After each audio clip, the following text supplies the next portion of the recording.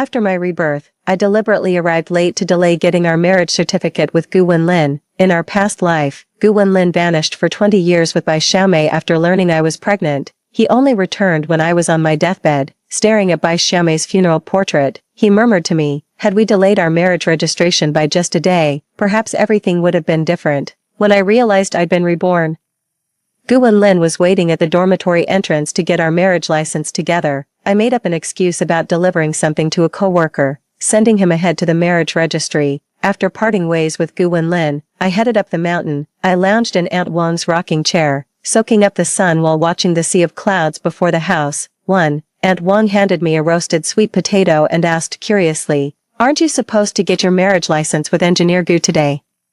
What brings you here?" I took a bite of the warm, steaming sweet potato. With a smile, I told her, "Auntie, I had a nightmare. It's been weighing on my mind since I woke up." Aunt Wang comforted me, saying, "It was just a dream. What matters is the life you're living now. Once you marry Engineer Gu, you'll have wonderful days ahead. Why fear nightmares?" I paused for a moment, then nodded with a smile. "Auntie's right. I'll just stay here a little while longer before leaving. Marry Gu Wenlin."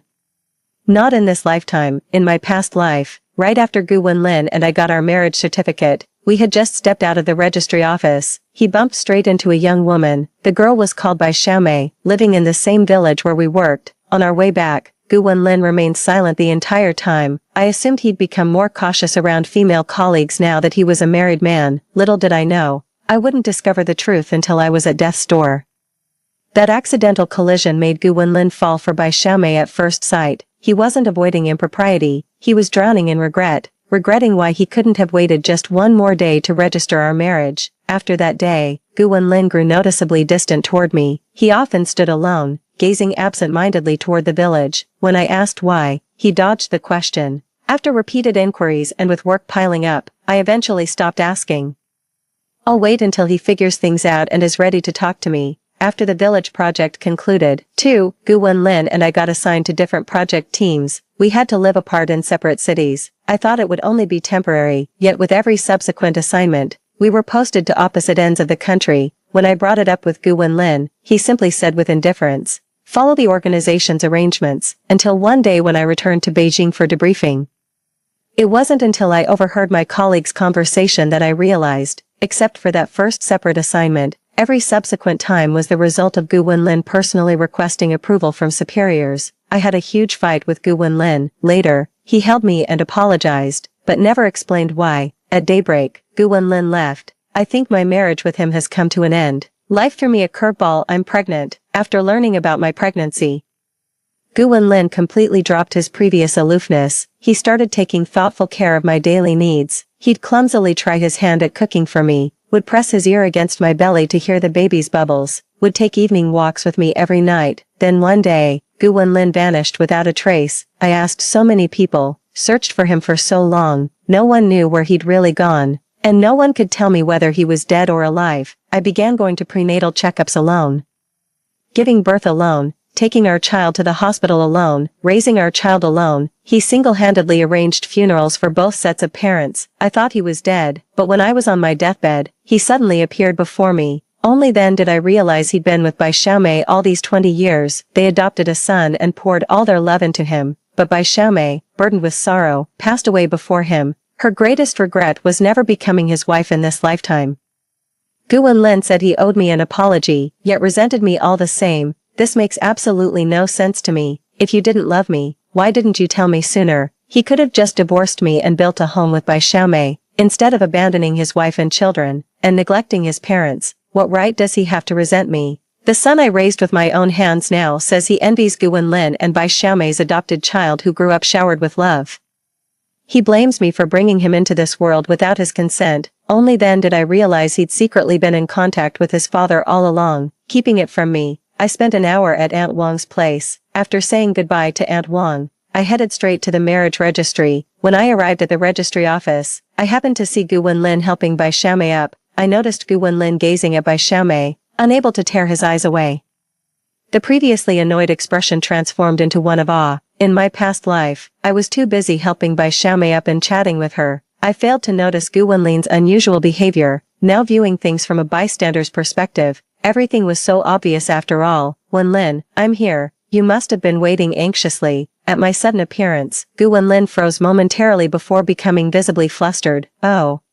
Man, you're here. I noticed Bai Xiaomei looking at me differently than in our past life. Her expression was complicated, with unmistakable jealousy and resentment in her eyes. By the time I glanced back, she had regained her composure, as if it had all been my imagination. What puzzles me is that we haven't even gotten our marriage certificate in this lifetime. Gu Wenlin crossed paths with Bai Xiaomei earlier than expected. What choice will he make? Break up with me and choose Bai Xiaomei?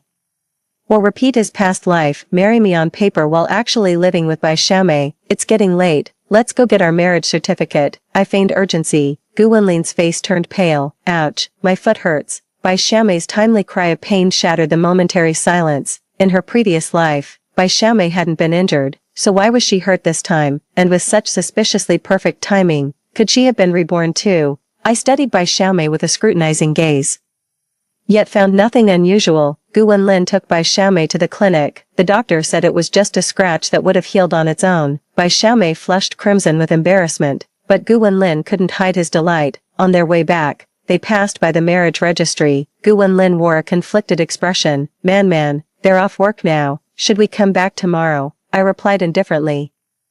We'll see. Getting married requires picking an auspicious date, though truth be told, no such auspicious day would ever come in this lifetime. A faint smile played at the corners of my lips. Gu Wenlin sighed. Alright, I'll talk to Aunt Wang when we get back. Gu Wenlin and I came here by bicycle. On the way back, Bai Xiaomei immediately hopped onto Gu Wenlin's bike without hesitation. Gu Wenlin glanced at me, looking slightly awkward but didn't refuse.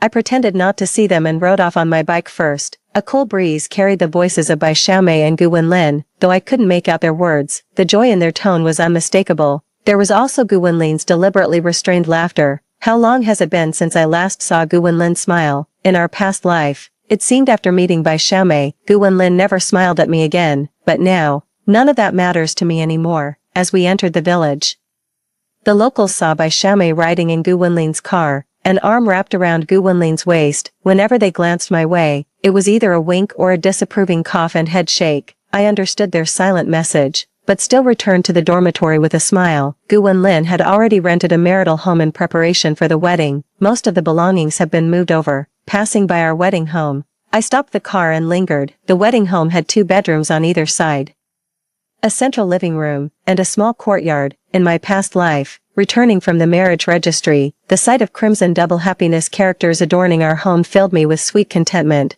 Nobody knew that the groom was happily decorating the wedding chamber the day before their marriage registration, yet the flame died on their wedding night. That night became the first of countless lonely nights to come. We lay quietly in bed, doing nothing yet unable to fall asleep. Without waiting for Gu Wenlin's return, I wheeled my bicycle back to the dormitory. The moment I reached the dorm, I pulled out my Beijing transfer papers from the drawer. Officially it was a transfer, but in reality, a promotion and pay raise awaited me back home. In my past life, I'd turned down this opportunity to marry Gu Wenlin. 3 months later, we were transferred to different locations. After that, Gu Wenlin deliberately kept us poles apart. Later when I got pregnant, Gu Wenlin simply vanished. I had to raise our child alone while supporting both sets of parents. Struggling at work, I was gradually transferred from core departments to peripheral ones. Never got a promotion or raise my entire career. 3. My elementary school son always looked at my mediocre, busy self with disdain. He said, "Other moms look so pretty. Why can't you dress up nicely like other people?" What Bai Xiaomei? The more I reminisce, the more horrified I become. So that's when my son had already been in contact with his missing father, yet he kept it from me his entire life. Ridiculous, absolutely ridiculous. At dinner time, Gu Wenlin didn't come looking for me as usual. I went to the cafeteria alone with my lunchbox. In the cafeteria, I saw Gu Wenlin sitting across from Bai Xiaomei. They kept serving each other dishes. Whatever Gu Wenlin said made Bai Xiaomei cover her mouth in laughter. When he saw me, Gu Wenlin froze momentarily before hastily standing up. Man, you're here. Well, Xiaomei just got home and there's no food there, so I brought her for a quick bite. I was actually planning to grab takeout for you later. Didn't expect you to arrive this early. Is it early? The cafeteria's already nearly empty, and there's barely any food left either. I couldn't help remembering my past life. After we got our marriage license, Gu Wenlin suggested grabbing food from the cafeteria. I waited till late before he finally came back. He returned empty-handed. All he said indifferently was, "The cafeteria's out of food, just tough it out tonight." That night, the only sound was my stomach growling with hunger. So this was when Gu Wenlin started taking care of Bai Xiaomei in our past life. I walked past him without a word, scooped up the leftovers and took them back to the dorm. Midway through the meal, someone knocked on the dorm door. It was Gu Wenlin and Bai Xiaomei. Gu Wenlin looked at me with a complicated expression, clearing his throat softly. Man. I need to discuss something with you." I stared at him in silence. Gu Wenlin glanced at Bai Xiaomei standing beside him, her demeanor cautious and tentative. His eyes softened with tenderness, yet his voice carried newfound resolve when he spoke again. Man, you see, Xiaomei just got back from the city. As you know, she's all alone. Her place has been empty for ages and needs cleaning, since we haven't registered our marriage yet. I was thinking, maybe we could let Xiaomei stay in our wedding house for a few days temporarily. I glanced at Bai Xiaomei. Bai Xiaomei shrank behind Gu Wenlin like a startled rabbit. Across lifetimes, I've seen two completely different versions of Bai Xiaomei. If anyone says Bai Xiaomei hasn't been reborn, I won't believe it. But I don't have time for her little act. I'm done with this man, no matter what Bai Xiaomei does. It's all just unnecessary in my eyes. Fine, it's your house. You call the shots. Gu Wenlin never expected me to agree so readily. The prepared speech suddenly stuck in his throat, leaving him at a loss for words. But, I don't like people touching my things. I'll come collect my belongings later. Gu Wenlin paused briefly before hastily saying, No need. I'll move your things to another room. So he didn't just want Bai Xiaomei to stay in our marital home after all. Still want her sleeping in our wedding bed. I saw Bai Xiaomei's lips curl into a smile too. After dinner, I took a flashlight to tidy up in the bridal chamber. When I arrived, Gu Wenlin was busy making the bed for Bai Xiaomei. They're still using the brand new bed sheets I carefully picked out for our wedding night. Gu Wenlin looked surprised to see me. Man, what brings you here? I've already put your things in my room. I acknowledged with a nod and turned to fetch my belongings from the adjacent room. Gu Wenlin caught up with me. His expression unreadable, eyes clouded with emotions I couldn't decipher. Man, just then, Bai Xiaomei came running out of the room. Brother Wenlin, isn't that bedsheet meant for your wedding with Sister Man? Wouldn't it be improper to let me use it? Really, I don't mind sleeping on dirty laundry. Xiaomei's voice trailed off into a whisper. I noticed the tenderness in Gu Wenlin's eyes when he looked at her. He turned to me. Man, look, all the bedsheets at home are brand new.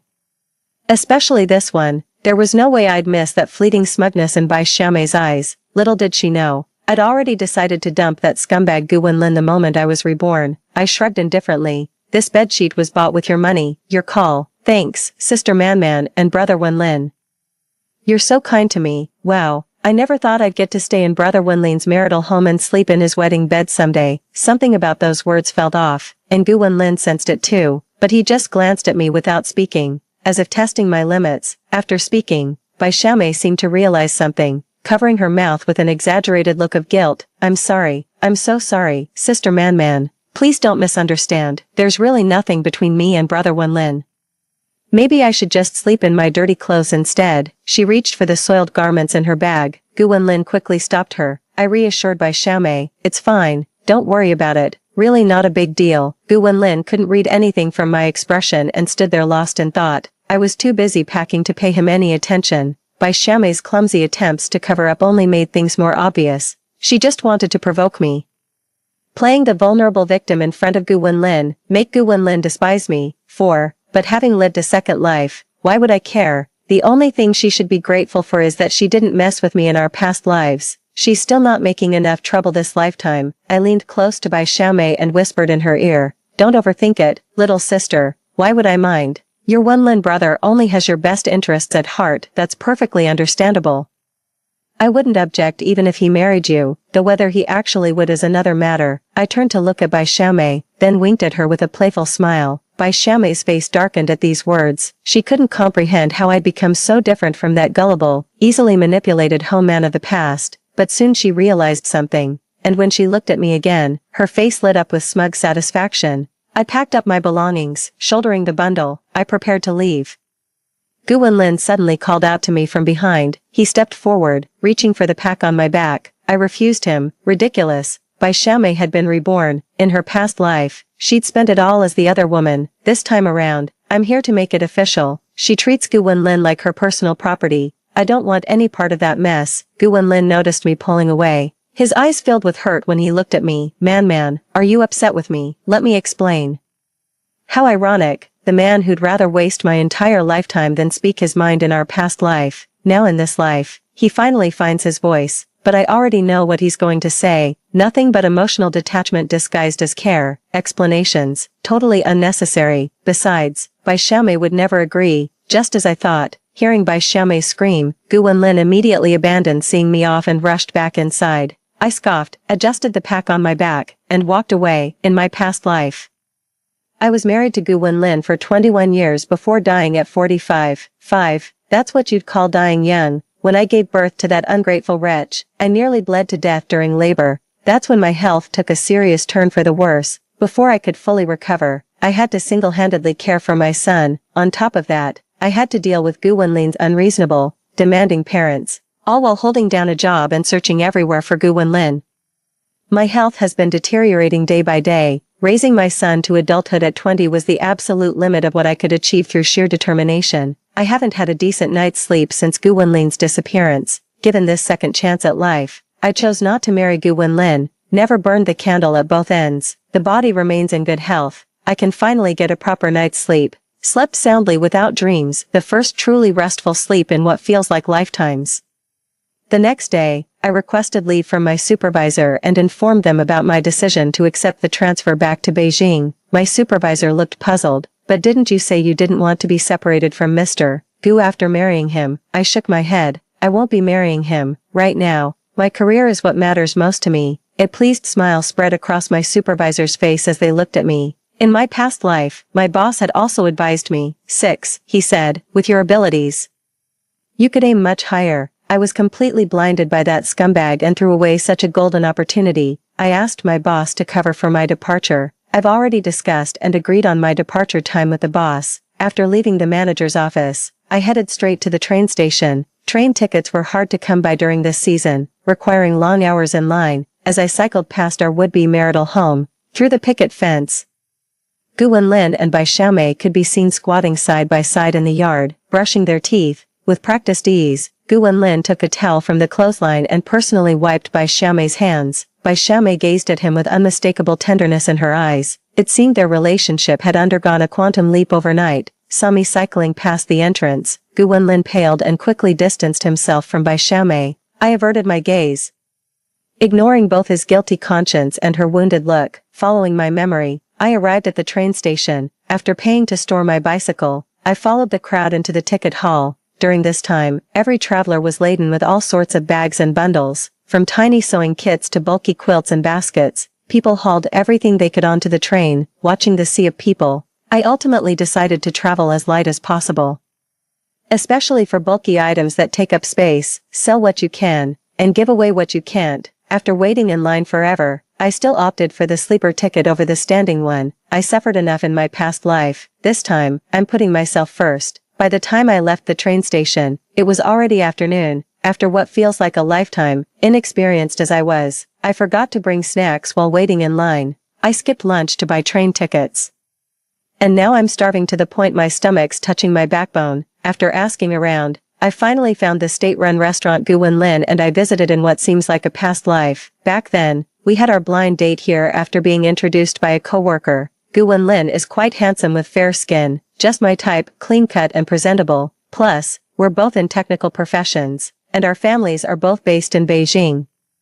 Back then I thought it would make family visits much easier in the future. He was quite pleased with my appearance too. We decided to give it a shot. During our relationship, he wasn't exactly doting, but he treated me decently enough. In daily life, he looked after me in every way. 7. He'd work through tough professional challenges alongside me. Ours wasn't a love story with heart-fluttering passion. It was more about compatibility. I thought we'd spend our lives in quiet contentment together.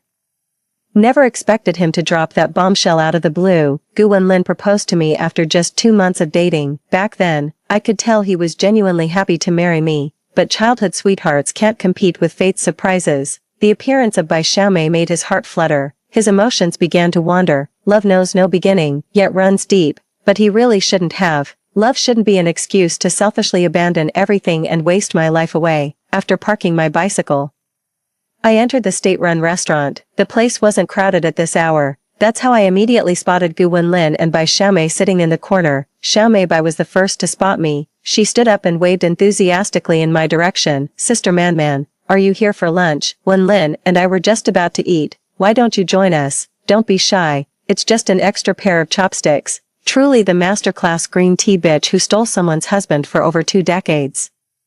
Just 2 sentences and she's already positioning herself as the main attraction. How embarrassing. I hope I'm not interrupting your date, I said with a knowing smile, glancing at Gu Wenlin. Gu Wenlin visibly panicked. He hastily stood up to pull out a chair for me. Oh, sis Man, don't get the wrong idea. My relationship with brother Wenlin isn't what you think. He just thinks I'm too skinny and wants to help me put on some weight. Great. Just had to let her show off again.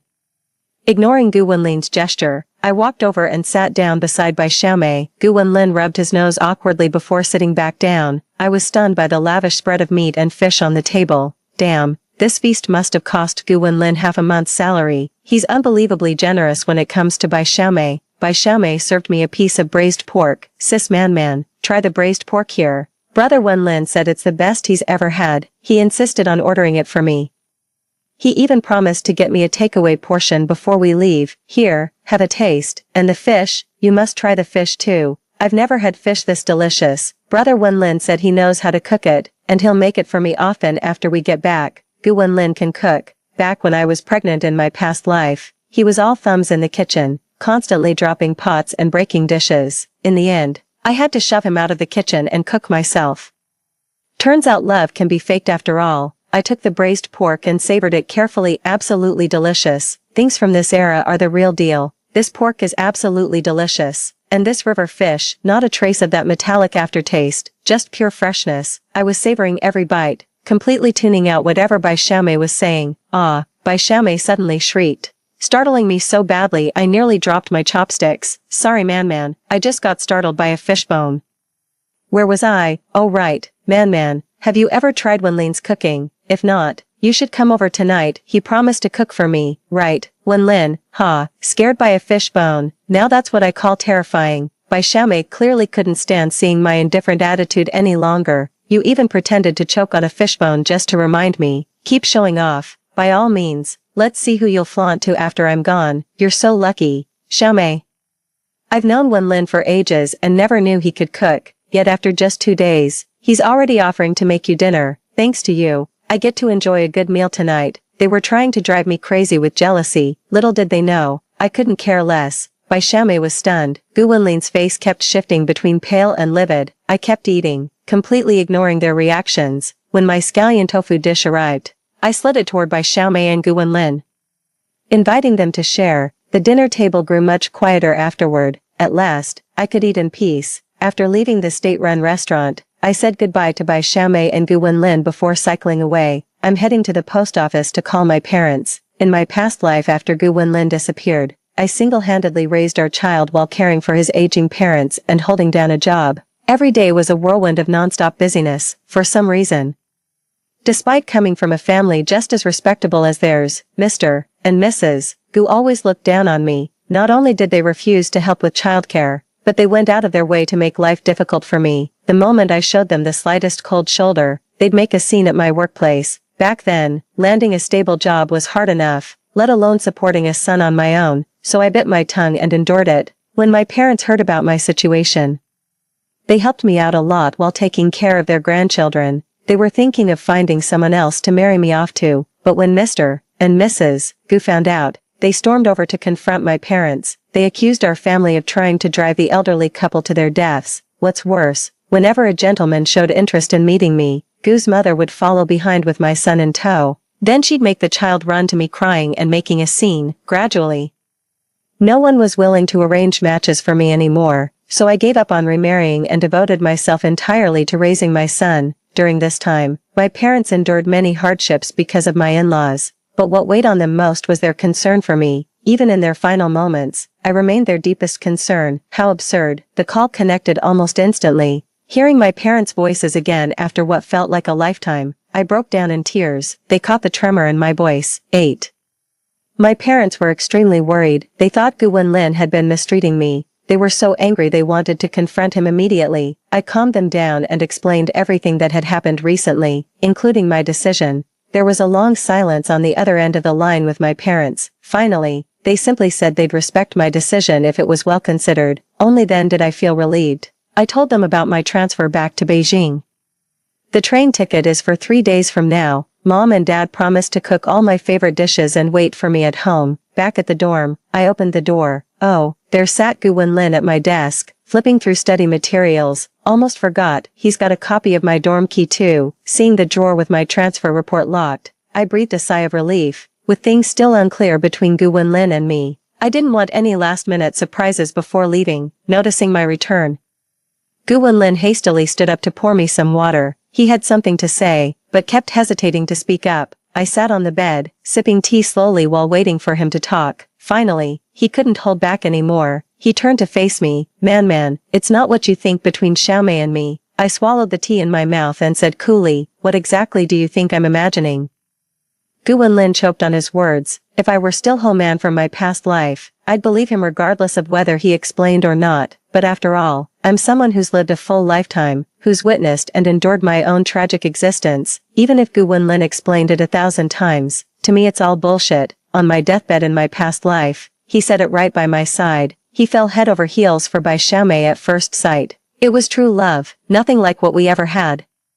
I felt more like the other woman in his relationship with Bai Xiaomei, a flaw, a thorn in the flesh. Man, believe it or not, I just thought, with both her parents gone, Bai Xiaomei's all alone in this world. I only wanted to look out for her a little more. Gu Wenlin's eyes darted nervously as he explained. He wouldn't even look me in the eye. How could I possibly trust him? Yet I said it anyway. Fine, I believe you. Now would you mind leaving? I'm exhausted and need rest. Oh.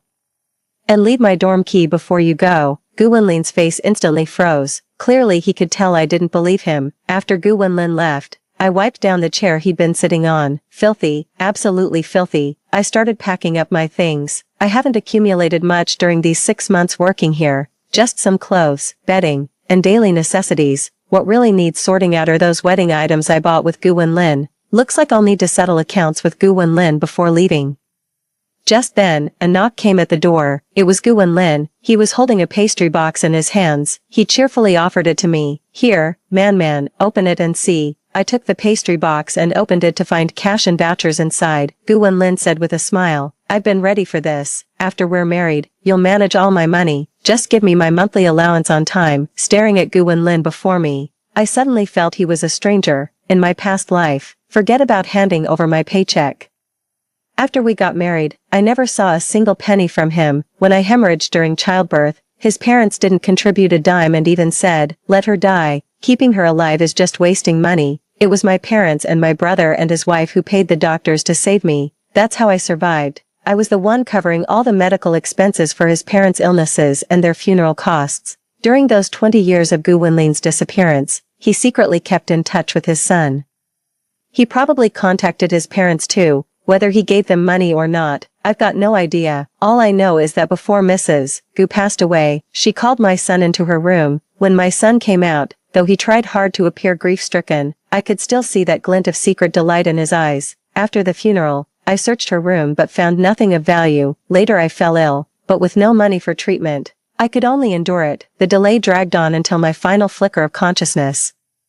It occurred to me that in my past life, Gu Wenlin might have known I needed money for treatment. The thought that my son might be hoarding money from his grandmother, yet unwilling to spend it on my illness. A dull ache settled in my chest. Gu Wenlin saw me suddenly trembling all over. He rushed forward to steady me. I shoved him away, leaning against the wall. It took me quite a while to recover. 9. When I looked at Gu Wenlin again, my eyes held nothing but cold detachment. Gu Wenlin's heart skipped a beat. I stared at the money inside the metal box. Since Gu Wenlin had brought the money, I certainly won't let myself be shortchanged. Past life debts can never be settled, but this lifetime's accounts will be balanced. I took out half of our wedding expenses from the box, handed the remaining money and the box to Gu Wenlin. Gu Wenlin looked puzzled by my actions but didn't ask anything. Even the most oblivious person could sense the change in me. He couldn't comprehend what had happened in those brief minutes. I could sense something spiraling out of control. After confirming I was unharmed, he left reluctantly with frequent backward glances. I had a restless night's sleep. The past life I witnessed. Gu's parents told Wenlin about my life-threatening hemorrhage during childbirth. Wenlin just gave a faint hum over the phone. Later I discovered that while our son was still an infant, Gu's parents secretly took him to see Wenlin behind my back. Wenlin knew I'd been searching for him, yet he conspired with everyone to keep me in the dark. No wonder those who knew him kept tight-lipped around me. I even dreamed about colleagues I'd worked with for years in my past life. They sang praises of Gu Wenlin and Bai Xiaomei's love story. As for me, his wife, I was just their punchline about the matchmaking god drunkenly tying the wrong red thread. How utterly ridiculous. I woke from the dream to find my pillow soaked with tears, yet I'm still alive.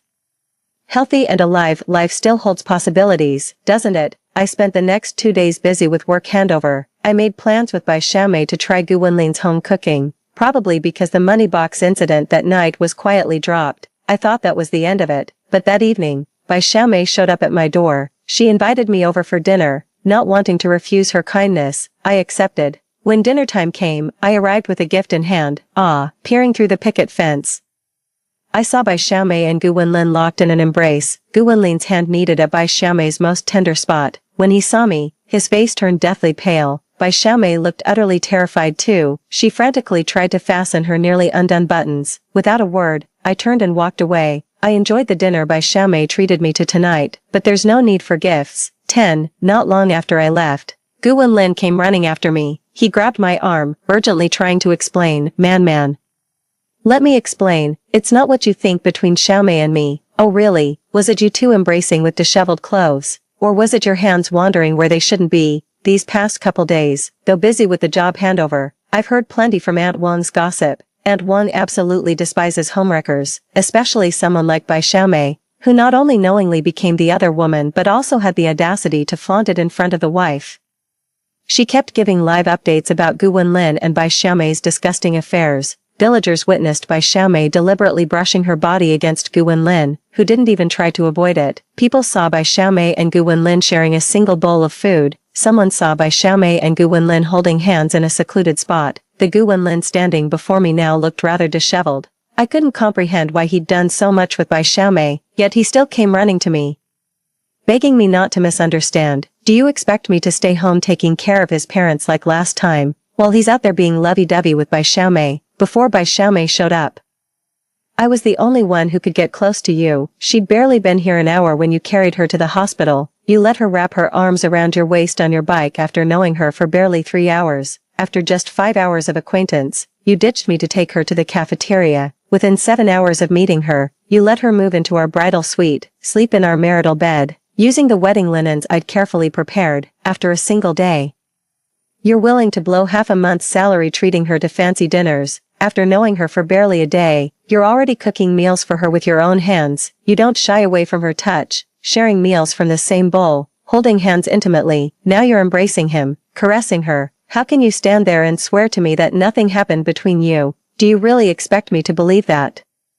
My increasingly shocking words sent Gu Wenlin's body trembling uncontrollably. His lips quivered, yet no words escaped them. Let me guess why you're so terrified of my misunderstanding. Why you're desperate to explain, even throwing money at me to make me believe you. On the very day we were supposed to get our marriage license, you fell head over heels for Bai Xiaomei. She fancied you too, so she faked an injury to stop us from registering. Back then, you'd fallen for Bai Xiaomei and didn't actually want to go through with our marriage registration. 11. But these past few days, you've probably come to realize you love Bai Xiaomei and want to share romantic moments with her. I looked straight into Gu Wenlin's eyes and said deliberately, yet at the same time, you need a dutiful wife to care for your parents. Even better if this wife could see them through their final years, am I right? At my last words, Gu Wenlin's head jerked up. His eyes filled with disbelief. Seeing his shocked expression actually broke my heart. What pains me is wasting a lifetime on someone so calculating. It hurts to realize those fleeting moments of marital sweetness I imagined were just a cruel joke. I can't lie to myself anymore. Likewise, I won't let Gu Wenlin keep deceiving me. That evening, I returned to my dorm to pack my belongings for departure. Just then, Bai Xiaomei showed up unexpectedly. She glared at me with pure malice. Howman. So you're back too, huh? Seeing my calm expression, she let out a derisive snort. When she looked at me again, her eyes were full of contempt and mockery. What did it matter that you occupied the position of Wenlin's wife in your past life? You still ended up being his parents' lifelong servant. The son you worked so hard to raise secretly called me mom behind your back. Ha, isn't that hilarious? Your husband is mine. And so is your son, even though you've been reborn this lifetime. You can't change the fact that when Lin loves me, I will be his wife in this life. It can only be me. Though I'd already been utterly disappointed in my son from the previous life, hearing him secretly call Bai Xiaomei mom still made my heart ache. Thank goodness, this time, whether he agrees or not, I won't bring him into this world. Bai Xiaomei strutted around like a victorious rooster, yammering endlessly in front of me. I could see pity, sympathy, and compassion in her eyes when she looked at me, everything but anger. She fled in panic. To me, she's just another pitiful soul like myself. Without me covering for her and Gu Wenlin this lifetime, can they still live as happily as they did in their past life? In the dead of night, unable to sleep, I stepped out of the dorm to gaze at the moon. A dark figure sitting by the doorway gave me quite a start. By the light spilling from inside, I recognized Gu Wenlin. The heavy stench of alcohol clung to him. I've lost track of how long I've been sitting here. Even with a second chance at life, I still can't figure him out. I grabbed a flashlight and went looking for Bai Xiaomei. Bai Xiaomei visibly froze when I asked her to pick up Gu Wenlin, yet without a word, she followed me back to the dorm. Gu Wenlin had fallen asleep, and Bai Xiaomei struggled to drag her away. I didn't lift a finger. If she fell for the guy, she could clean up her own mess. The next morning, as I was heading out with my luggage, Aunt Wang came looking for me. She dragged me along to see the drama unfold. I followed her all the way to what used to be Gu Wenlin's and my marital home. There stood Gu Wenlin, livid with rage, glaring at Bai Xiaomei who sat disheveled on the floor. Turns out, after Bai Xiaomei took Gu Wenlin home last night, I kept thinking about how Gu Wenlin chased after me, then returned looking utterly devastated, and how he passed out drunk right outside my dorm room. Even in his sleep, he kept calling my name. She couldn't sit still any longer. She took advantage of Gu Wenlin's drunken state, even when he mistook her for me, and slept with him. After piecing together what happened from the villagers, I was utterly disgusted. Grabbing my luggage, I turned to leave, but Gu Wenlin grabbed my arm abruptly. Man, let me explain. This scumbag just won't quit, will he? I took a deep breath and stared at him with unflinching calm. Gu Wenlin, I thought I made myself perfectly clear to you yesterday. He searched my eyes, hoping to find some lingering affection for him, but to his dismay, all he saw was the indifference one shows to a stranger. No anger, because there was no care left to lose. 12. Without anger, there's no resentment. He finally realized I truly didn't care about him anymore. Gu Wenlin weakly released his grip on my hand. In a muffled voice behind me, he whispered softly, I'm sorry, what exactly are you apologizing for? This lifetime, or our past life, I left Yuanshan village, returned to the capital. Seeing my healthy, happy parents again completely broke me. Every day since my rebirth, I may appear carefree, but there's always a mountain weighing on my heart. That was my entire life, a life so heavy it suffocates. How could I possibly let it go so easily? Gu Wenlin and Bai Xiaomei deserve nothing less than death by 1,000 cuts. But I have my parents, my brother and sister-in-law. I can't let two worthless scum ruin my second chance at life. Seeing my parents still healthy and unaffected by my troubles at this very moment, I finally felt the relief of having a weight lifted off my shoulders. Spent a few heartwarming days with my parents, full of parental love and filial devotion. I threw myself back into work, without the burden of caring for my son and parents. My work performance improved remarkably. Soon enough, I got promoted with a pay raise. I was even appointed as a university professor, fulfilling my lifelong dream of becoming an educator. The next time I heard about Gu Wenlin was a year later. Bai Xiaomei ultimately realized her past life's ambition. She married Gu Wenlin and became his lawful wife. Shortly after their wedding, Gu Wenlin took her back to the capital. Gu's parents were anything but easy to deal with. In my past life, despite coming from a good family and having a decent job, they still looked down on me. They treated Bai Xiaomei, who was unemployed, with even more contempt, so they pulled out all the stops to make Bai Xiaomei's life miserable. The Gu household was in constant chaos. Gu Wenlin wanted to take Bai Xiaomei away, but his parents objected vehemently, making an absolute scene. They believe Bai Xiaomei, being unemployed, is marrying above her station by wedding their son. The mere thought of Bai Xiaomei ruining my plans with their son makes my blood boil. They're absolutely seething with hatred. Under no circumstances would they allow Gu Wenlin to take Bai Xiaomei away. They kept Bai Xiaomei around just to exploit her like a beast of burden. Romantic moonlit nights can't compete with the grind of daily survival. Over time, Gu Wenlin saw Bai Xiaomei for what she truly was, nothing special. Without Gu Wenlin's love, Bai Xiaomei was no different from any vulgar shrew on the streets. Not long after, Gu Wenlin requested a transfer, this time leaving Bai Xiaomei behind. Later, word got out that Bai Xiaomei fought back. She and Gu's parents tormented each other. living in utter misery. Eventually, rumors surfaced that Gu Wenlin had an affair. In a fit of rage, Bai Xiaomei rushed to the workplace and reported Gu Wenlin. She accused Gu of sexually assaulting her while drunk during their time in Yuanshan village. That's something I didn't see coming. As expected, no woman who'd willingly be a lifelong mistress to a scumbag is ever a pushover. To my surprise, it was Gu Wenlin. In our past life, he resented me because of Bai Xiaomei's single regret. Gazing at Bai Xiaomei's memorial portrait, he was utterly heartbroken. Watching me leave, he was consumed by remorse and anguish. Never in my life have I seen him show any lasting devotion to Bai Xiaomei. 12. Turns out I overestimated him.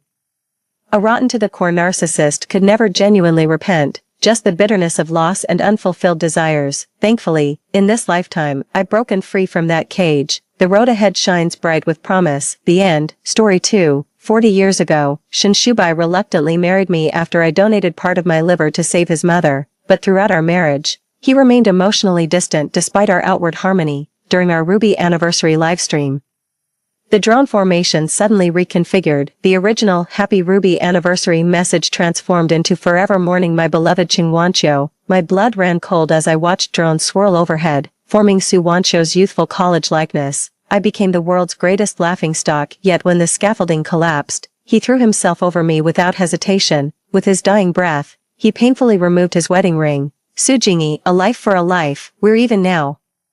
At the funeral, the twins I'd risked my life to bear regarded me with bone-deep hatred. Are you happy now? Dad's been on antidepressants since we could remember. His diary was filled with Aunt Wanqiu's name. If you hadn't exploited his gratitude back then, Dad would never have lost the love of his life and been separated from Aunt Wanqiu forever. Everyone believes I indirectly caused Qing Wanqiu's untimely death. When I opened my eyes again, I was back in 1984. This time, I chose to walk away the moment Shen Shubai knelt down. 1. Jingyi, you're the only one who can save my mother. The antiseptic smell pierced my nostrils like countless tiny needles. I took half a step back, my lower back pressing against the metal railing in the hospital corridor as I stared at the man before me. I can't believe I've truly traveled back to this pivotal day over 40 years ago, when everyone's lives quietly changed course. In my past life, when Shen Shubai's mother needed a liver transplant for cirrhosis, we all went for compatibility tests. Only Shen's girlfriend Qing Wanqiu and I were matches. Qing made excuses about having fatty liver disease and refused, so when the normally proud Shen Shubai knelt before me begging,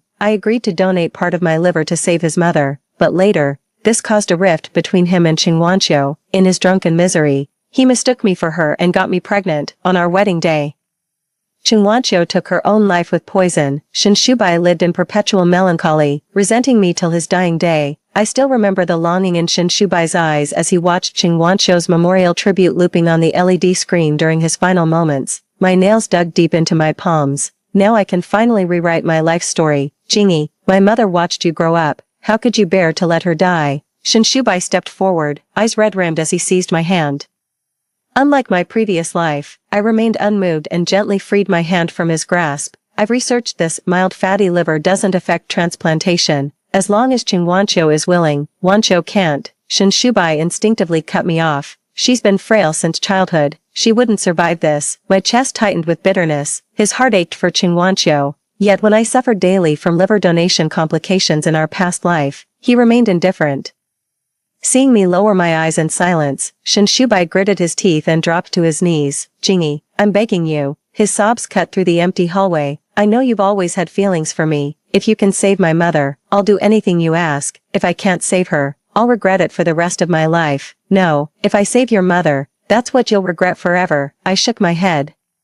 My 4 decades of hollow marriage and wasted life all stemmed from that moment of weakness when I donated part of my liver to save his mother. The light in Shen Shubai's eyes extinguished as he collapsed to the floor, staring at me in utter disbelief. Without waiting for another word, I turned and walked out of the hospital. As Shen Shubai's sobs faded down the corridor, I finally exhaled in relief. After 40 years of domestic drudgery in my past life, exhausting myself raising children day and night, I'll never step into that prison called marriage again. In our previous life, Shen Shubai lived in resentment, hating me until his dying breath. This lifetime, I'm bowing out gracefully from this three-way entanglement. May they walk hand in hand through life's changing seasons, wherever the road may lead. After returning from the hospital, I was utterly exhausted and slipped into a nightmare haze. 2.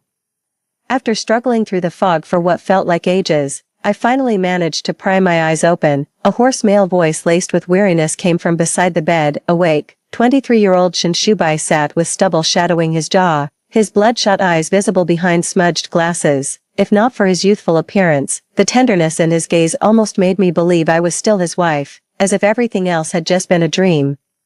The thermal pot on the bedside metal cabinet still steamed with freshly kept warmth. Shinshubai scooped a spoonful of soup, gently blew away the surface oil, and waited for the steam to fade before bringing it to my lips. Careful, it's hot. His voice was laced with tenderness, amber eyes gazing intently at me. I weakly turned my head away, a pang of bitterness rising in my chest. In this lifetime, I want no further entanglement with him whatsoever. Shinshubai and I grew up together, and I've adored him since childhood.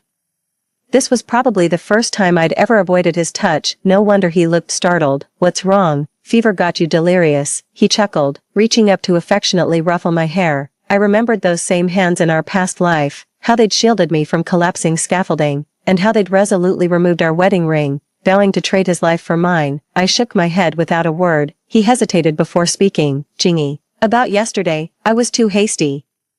I shouldn't have guilt-tripped you. A self-deprecating smile tugged at the corners of my lips. I'm sorry. Shinshubai treated me impeccably in every way, except loving me back. During the sweltering midsummer days, he'd personally chisel frozen red bean paste for me with an iron spoon. Milk was a rare luxury in my childhood, yet he'd always slip a bottle, warmed in his palms, into my desk before morning reading ended. On our way home from school, he always walked on the roadside, shielding me from traffic. When heavy rain came, he'd instantly drape his school jacket over our heads. His shirt collar got soaked, yet he kept tilting the makeshift umbrella to ensure not a single drop touched me. He was the boy next door who'd fight me for comic books, yet always healed my fragility with tenderness and patience. I've always considered him my closest friend and sturdiest emotional anchor, yet in the end, it was he who hurt me the most. I lowered my gaze to hide the welling bitterness, keeping my voice steady as ever. It's fine. How's your mother doing? Shinshubai's eyes suddenly lit up, his voice brimming with excitement. Mom's getting surgery soon. My distant cousin was a perfect match. He's in great health and agreed to donate part of his liver for her. How wonderful. Watching the corners of his eyes crinkle into gentle crescents, I couldn't help but smile in response. Truly wonderful. This way, there won't be any more misunderstandings between him and Qingwanqiu. They'll make a wonderful couple and walk smoothly down the aisle. Get some rest first. The Shawshank Redemption is showing tonight. I'll take you to see it. My heart swelled with emotion. This radiant version of Shinshubai was someone I hadn't seen in 40 years. Not since Qingwanqiu's suicide. That's wonderful. Let me steal just one more day before saying my final goodbye tomorrow. After tomorrow, I'll stay far away from him. After Shinshubai left, I groggily reached for the porcelain cup on the bedside. In a clumsy moment, all the water inside spilled onto the bag beside me. Only then did I realize Shinshubai had left his bag behind. Seeing the cloth bag getting soaked, I hurriedly took out its contents. My fingers brushed against an unfamiliar hardness, the slightly curled corner of a crimson notebook, its title page bearing the deeply inked characters for Wanqiu. I knew I shouldn't pry into others' love affairs, yet some inexplicable urge made me turn to the first page. Today you wore a cherry blossom pink dress. When you smiled beneath the wisteria, I forgot to breathe. Between the yellowed pages lay dried petals from the wisteria outside the auditorium on graduation day. Flipping further, a train timetable was pasted on the next page. When spring break comes, I'll take you to Beidei on an old green train. You said you wanted to see the real ocean. We'll leave our shoes on the sand and let the sky, sea, and waves witness our love. On the last page was a carefully saved ration coupon, with the same phrase written repeatedly in fountain pen beside it. When I've saved up 30 pounds of grain coupons, I'll get the recommendation letter from the factory. Wanqiu, I want to call you my wife openly and proudly. Watching the willow catkins drift outside the window, I suddenly felt the notebook in my hands burning too hot to hold. This must be that diary filled with Aunt Wanqiu's name that my daughter mentioned in our past life. On so many anniversaries, I'd playfully tell him I didn't want gifts, just a love letter from him, yet he always claimed to be inarticulate, unable to express himself. But with Qingwanqiu, his honeyed words flowed effortlessly, so it wasn't that he couldn't write. He simply didn't love me. The next day, I waited the entire day without Shinshubai showing up. The movie had long ended, and worried about him, I retraced my steps along the road to the cinema. On the way, I ran into some childhood friends who told me, Shubai, he took Wanqiu to the movies. Those two were practically glued together at the cinema earlier. They're probably sneaking off to some secluded spot by now, the guys snickered knowingly. Spring blossoms were everywhere. Yet I felt as if someone had drenched me in the icy waters of midwinter, freezing me to the bone until even the pain turned numb. From beginning to end, Qingwanqiu remained Shinshubai one and only priority. Even after their breakup in their past life, Shinshubai still put her affairs above all else. He stood me up multiple times just to deal with Qingwanqiu's trivial matters. Whenever I voiced my grievances, he'd always insist that we owed her. Even when I had a threatened miscarriage early in pregnancy, he abandoned my weakened self at the hospital to help Qingwanqiu's family move cabbages. When Qingwanqiu overdosed on our wedding day, he blamed me for insisting on holding the ceremony that supposedly triggered her. Memories of past lives came flooding back, and long-suppressed tears began streaming down my face. The next morning, I went to the factory and quit my secure job at the textile mill. Passing by the cafeteria, I happened to see Shinshubai silently transferring braised pork from his enamel mug to Qingwanqiu's plate. In our previous life when food rations were scarce at home, Shinshubai always got priority. Only then did I understand those who are favored will always take things for granted. In the corner of the yard, my fingers trembled slightly as they clutched the tin cookie box, crouching before the coal stove.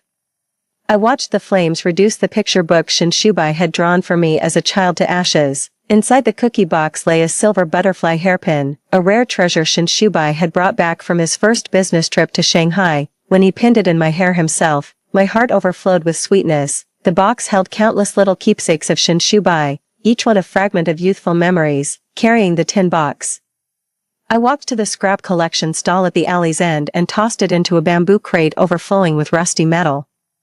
As I turned, I saw Shinshubai cycling past with Qingwanqiu on the back seat, her floral umbrella bobbing as her laughter tinkled through the air. My heart clenched in a violent spasm of pain. Severing emotional ties is easy, but reclaiming your own heart is the hardest part. Alone, I went to the station and bought a southbound train ticket for tomorrow. After tonight, Shinshubai and I will be worlds apart, with no ties left between us, but I never expected that night. Shinshubai would drunkenly knock on my door just like in our past life. Sujingi. The stench of alcohol enveloped me as Shinshubai's knuckles dug viciously into my wrist. I could practically hear the creaking protest of my own bones. What kind of witchcraft did you use on my mother? You wouldn't even donate part of your liver to her, yet she still only recognizes you. He pinned me brutally against the wall, his wine-stained shirt brushing against my cheek, his eyes burned with anger.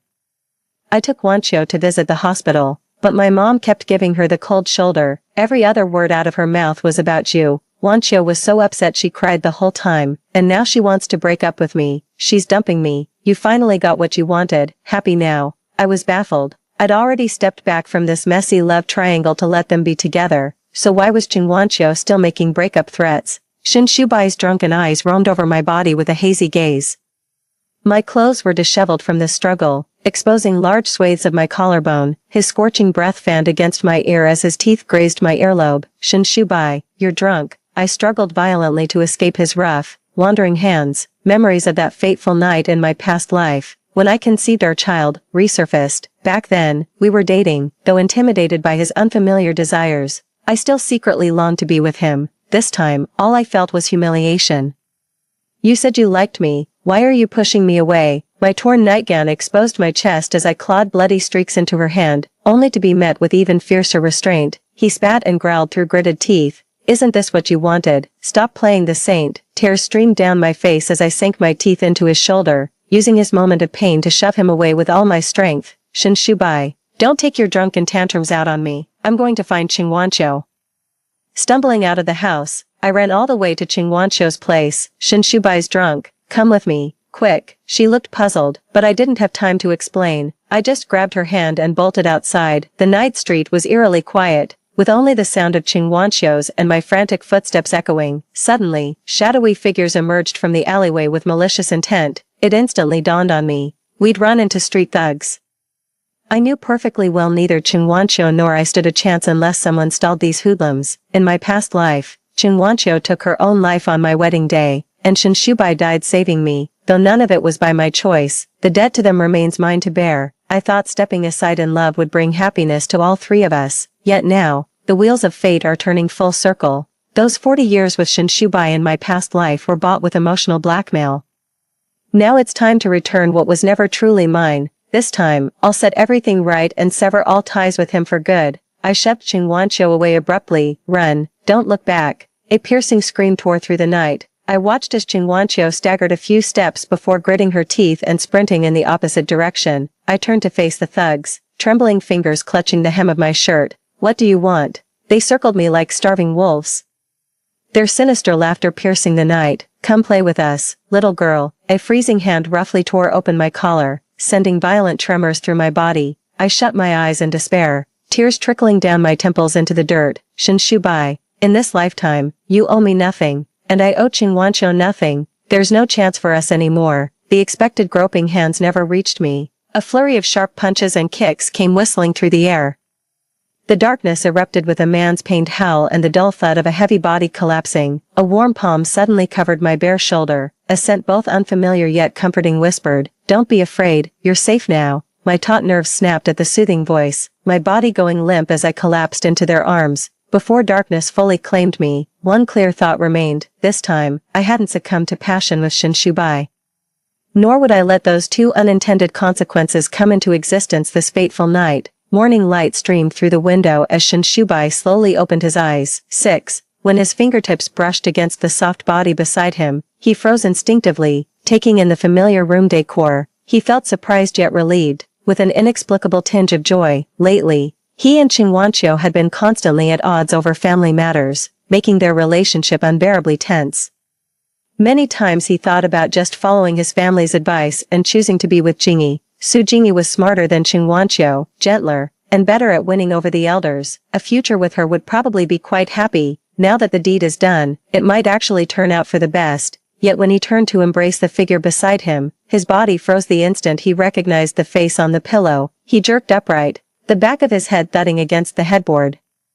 How could this be? He distinctly remembered getting drunk last night. The woman who'd shared his bed was supposed to be Su Jingyi. How could the person curled up sleeping so soundly right now be Qingguanqiu? Why is she here? His memories of last night were hazy as if seen through frosted glass. As he shook Qingguanqiu awake, "What are you doing here?" Qingguanqiu gazed with dreamy eyes, her face flushed with a mixture of shyness and blissful rosiness. "What do you think? It's all because of you. Oh. This is so embarrassing." Shen Shubai had no time for romantic exchanges, his face etched with urgency. "Where's Jingyi?" A flicker of guilt crossed Qingguanqiu's face before she defensively snapped, "Why are you being so harsh? I'm your girlfriend. I just gave myself to you last night. What's this rush to chase after another woman?" Shen Shubai's expression darkened further. He flung himself off the bed, threw on his clothes, and stormed out, slamming the door behind him, in the courtyard.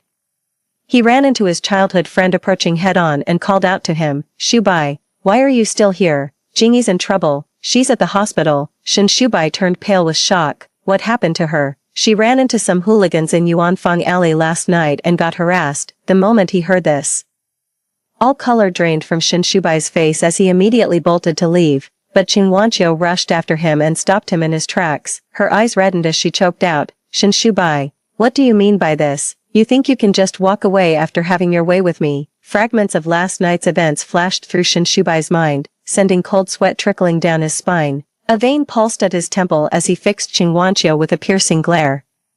"What exactly happened to Jingyi? Yuanfang Lane is near your place. Why would she go there at night? And why did you suddenly show up at her house?" I don't know." Qingguanqiu's gaze darted nervously, unable to meet his eyes, her earlobes flushing crimson. "Shubai, this has nothing to do with me." Shen Shubai's face turned ashen as he gripped her shoulders violently. "Qingguanqiu, what exactly happened to Jingyi? Tell me now. She told me to leave first."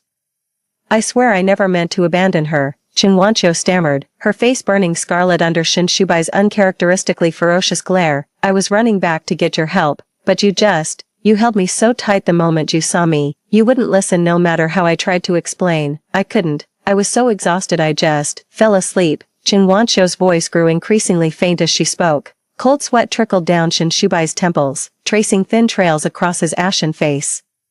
He stood frozen like a soulless husk, lips turning leaden gray as his body convulsed violently. He flung Qingguanqiu to the ground, trembling fingers pointing accusingly at her. "Qingguanqiu, if anything happens to Jingyi, I'll never forgive you." When I woke up in the hospital, an older man was sitting by my bedside. 7. He looked familiar. Then I realized, the man who'd rescued me in the alley yesterday was Lu Jianan. The neighbor boy I'd known since childhood. Their whole family moved down south to live a few years ago. Jianan, you're back, I exclaimed with delight. Just came back to handle some family matters. Turns out Aunt Lou had taken unpaid leave back then, and this time her name was on the Cotton Mills housing allocation list. Jianan returned specifically to claim the apartment on her behalf. I'm fine, just a bit anemic and the shock made me faint. After exchanging pleasantries with Lu Jianan, he rushed off to the factory to handle paperwork, making me promise to wait for his return so he could see me home. No sooner had Lu Jianan left the ward than Shen Shubai arrived in a flustered hurry. His eyes reddened instantly when he saw the handprint bruises those thugs had left on my face. Jingy, how could those bastards do this to you? Does it hurt? When his gaze fell on the hickey on my neck, his eyes turned bloodshot with rage.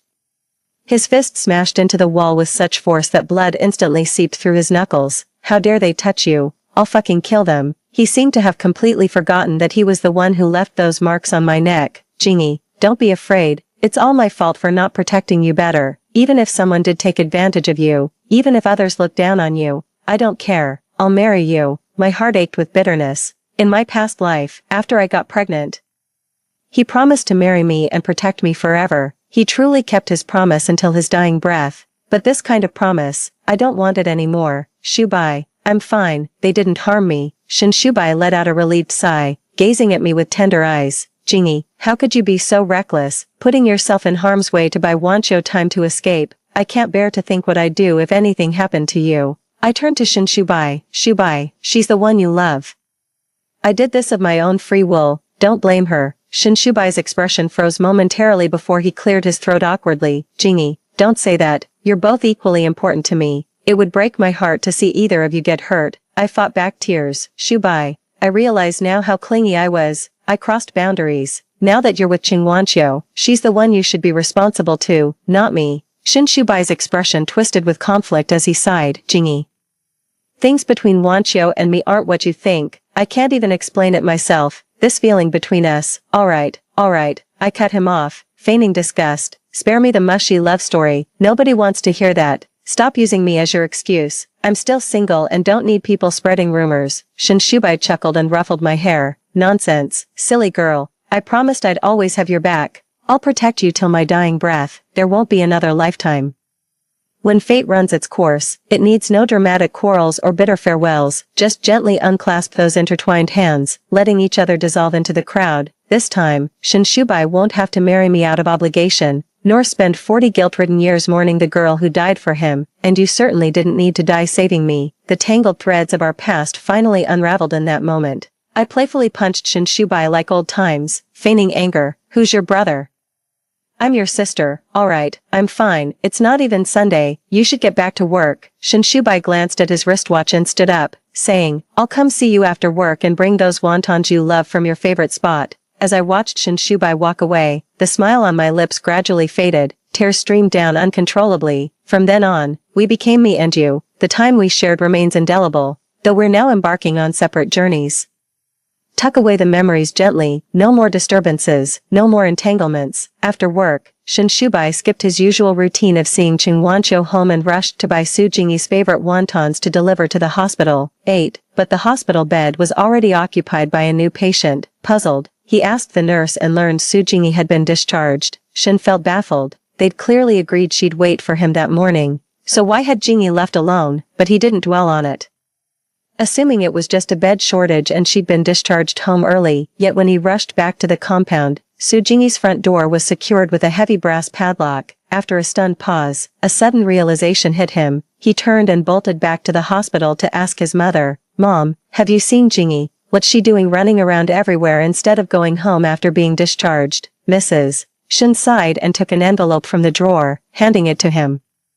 Shen Shubai didn't take it, his face suddenly darkening. What do you mean by this? Don't you know yet? Jingyi's gone. She even quit her secure government job. She's never coming back. Mrs. Shen's eyes welled up as she forcefully pressed the envelope into his hand. Jingyi came to see me before she left. This is the letter she left for you. The bowl of wonton slipped from Shen Shubai's grasp, spilling broth across the floor. His hands trembled as he opened the envelope. Inside lay only a letter and a withered, yellowed foxtail grass ring. But it was just something he'd casually woven for Su Jingyi as a child. He still remembered his younger self solemnly vowing to Su Jingyi, when we grow up, bring this to me and I'll exchange it for a gold ring, then I'll marry you. The letter contained just a few brief lines. Dear Shubai, may we each find peace in the years to come. I'll live my life well. You take your time, let's not look back. Wishing you and Wancho happiness and fulfillment. Jingy. Shubai suddenly felt as if a rusted needle had been driven straight into his heart. It couldn't be pulled out, nor could it ever heal. This pain cut 100 times deeper than when Wancho had broken up with him. Only then did he realize that the mundane days with Su Jingy had quietly woven into a net trapping him. The moment the net was yanked away, he awoke to the weightlessness of his own emotions. The southbound train departed at dusk. 9. Pressing my forehead against the window, the glass reflected my pallid face, like a withered flower. Jingy. The familiar voice made me jerk my head up. A man in a military overcoat stood in the aisle, his chiseled face alight with surprise. It was Lu Jianan. I never expected to run into him again so dramatically in the sleeper car just hours later. Then it dawned on me. The city his family had moved to was the same as my destination. As Lu Jianan struggled through the crowd, I finally got a clear look at the childhood neighbor who always shielded me, now standing tall with a determined glint in his eyes. He settled into the seat opposite me and asked, "This train's bound for Guangzhou. What are you doing here?" His gaze lingered on my swollen eyes, his brow slightly furrowed. I bit my lip, my throat tightening. Memories came flooding back like a tidal wave. After our marriage in our past life, Shubai remained perpetually melancholy, leaving me to shoulder all burdens alone both at home and beyond. As the children grew up, the meager wages from the cotton mill could no longer support our family, so during the early days of reform and opening up, I rode the wave of change, quit my stable government job and plunged into private business. Lu Jianan was my rock during the toughest times. He leveraged his connections to bring me clients and secure orders. Brother Jianan. The words barely left my lips when bitter tears broke free, splashing heavily onto the back of my hand. Only now did I dare admit, even that seemingly graceful sacrifice couldn't mask the crushing unfairness of it all. I'd given everything in my past life, yet Shubai withheld even scraps of affection or basic decency, playing the saint while acting the tyrant. What gave him the right? Lu Jianan tactfully refrained from prying. He fished a handkerchief from his pocket and offered it to me, his voice both gentle and resolute. The South is full of opportunities now. After my military service, I got a factory job too. The pay's way better than up north. If you're willing, come with me. I can get you a temp job at the factory to start, then we'll figure things out once you're settled. I looked up into Lu Jianan's earnest eyes, feeling warmth spread through my chest. After all these years, he's still the same brother who'd stand up for me when I'm in trouble. Brother Jianan, I'm so glad I met you. I don't think I'll be coming back this time. I want to see the world out there. I murmured hesitantly. You've got this. Lu Jianan's voice brimmed with encouragement. You've always been bright since childhood. If you work hard in Guangzhou, you'll surely build a good life for yourself. The train pressed onward as the scenery outside the window kept shifting. Listening to Lu Jianan describe the world beyond, the gloom in my heart gradually lifted. Perhaps this journey wasn't just an escape, it was the dawn of something new. Twilight crept across the windowsill as Shubai stared at the jasmine tea cooling in his enamel mug. 10. The floating tea leaves mirrored that radiant girl who always waited for him by the factory gate after work. She'd always wear a floral sundress with twin braids, clutching a brown paper-wrapped book to her chest. Whenever she spotted him, her eyes would sparkle with playful mischief as she teased, "Master Shen, could you tell me about this Pavel Korchagin?" When he first got together with Qing Wanqiu, he didn't notice any changes in his life. Su Jingyi remained that clingy little girl, her sweet voice calling his name echoing incessantly in his ears. These days Qing Wanqiu kept hinting he should take responsibility for that night, but he only found it tiresome. Using his mother's upcoming surgery as an excuse to brush things off, alone at night, his fingers would unconsciously trace the letter Su Jingyi left behind. Every word on it felt like a rusty blunt knife repeatedly gouging his heart. He scanned the modest room. Su Jingyi's presence lingered in every corner, the red plastic slippers by the door, the scarf hanging behind it, the poetry collections on the bookshelf, the bookmark pressed beneath the glass desktop. She'd always considered this place her home since childhood. He used to complain about her chattering and found her annoying, always shying away from his true feelings. Now he finally understood. Through 20 years of shared days and nights, she had become etched into the very fabric of his life. When Shubai found me, Guangzhou was already in the sweltering heart of summer. 11. The asphalt radiated heat waves under the scorching sun.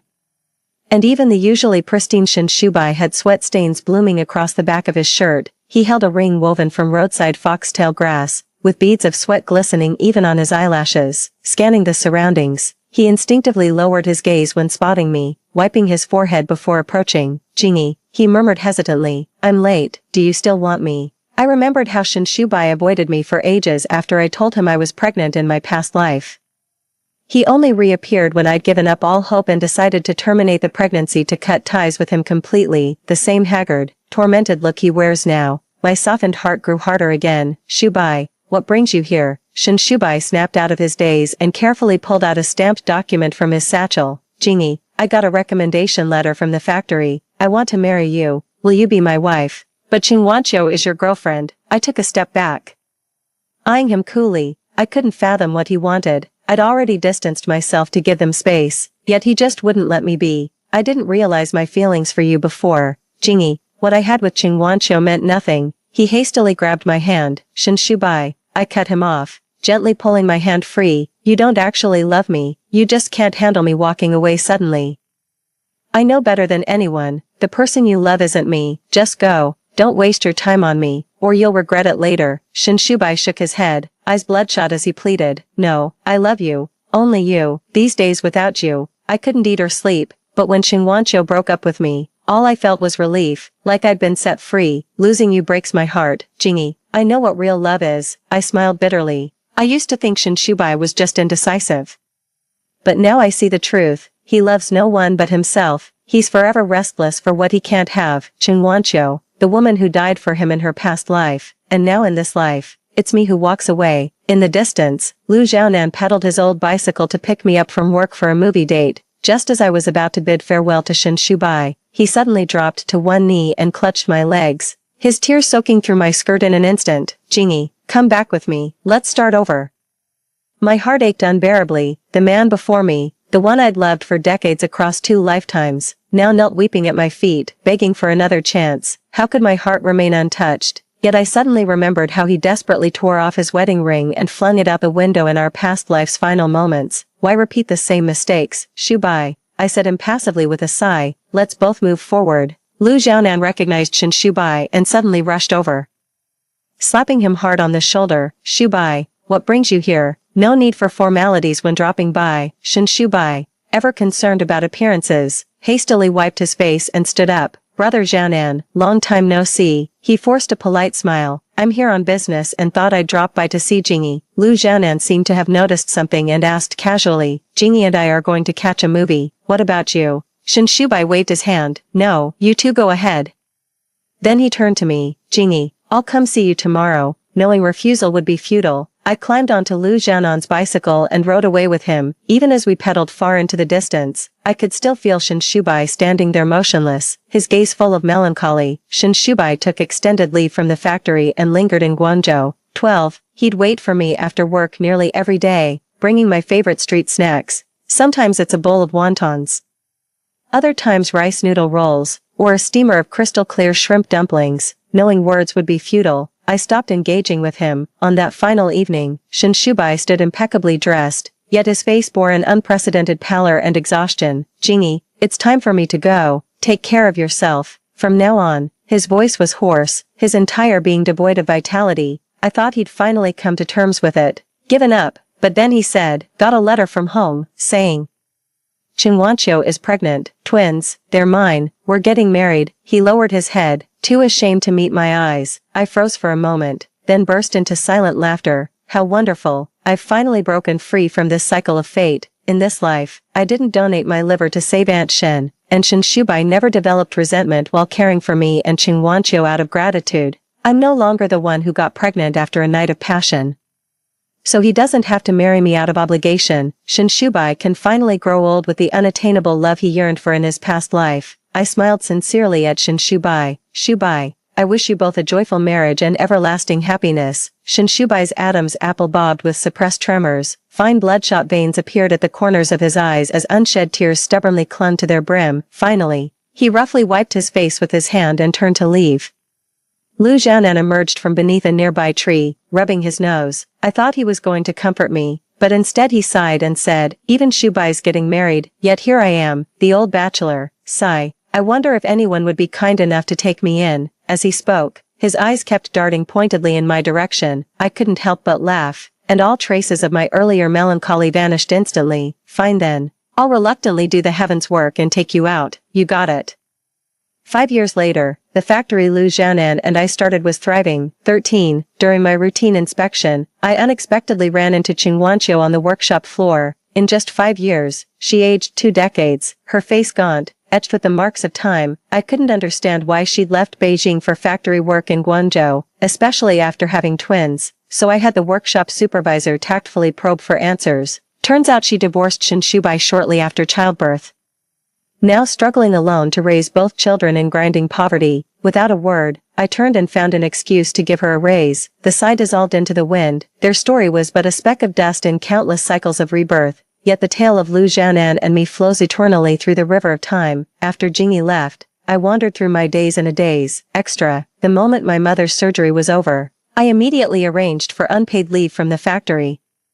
Qing Wanqiu couldn't understand and physically blocked my way. Shen Shubai, I'm your woman, why didn't you discuss this with me first? I fell silent, then resolutely pulled her hand away. Wanqiu, I've wronged you, I'll do anything to make it right, whatever you ask of me, but now, I must go find Jingyi. Qing Wanqiu's eyes burned with hatred as she screamed hysterically, Shen Shubai, you've ruined my virtue. How could you ever repay me for that?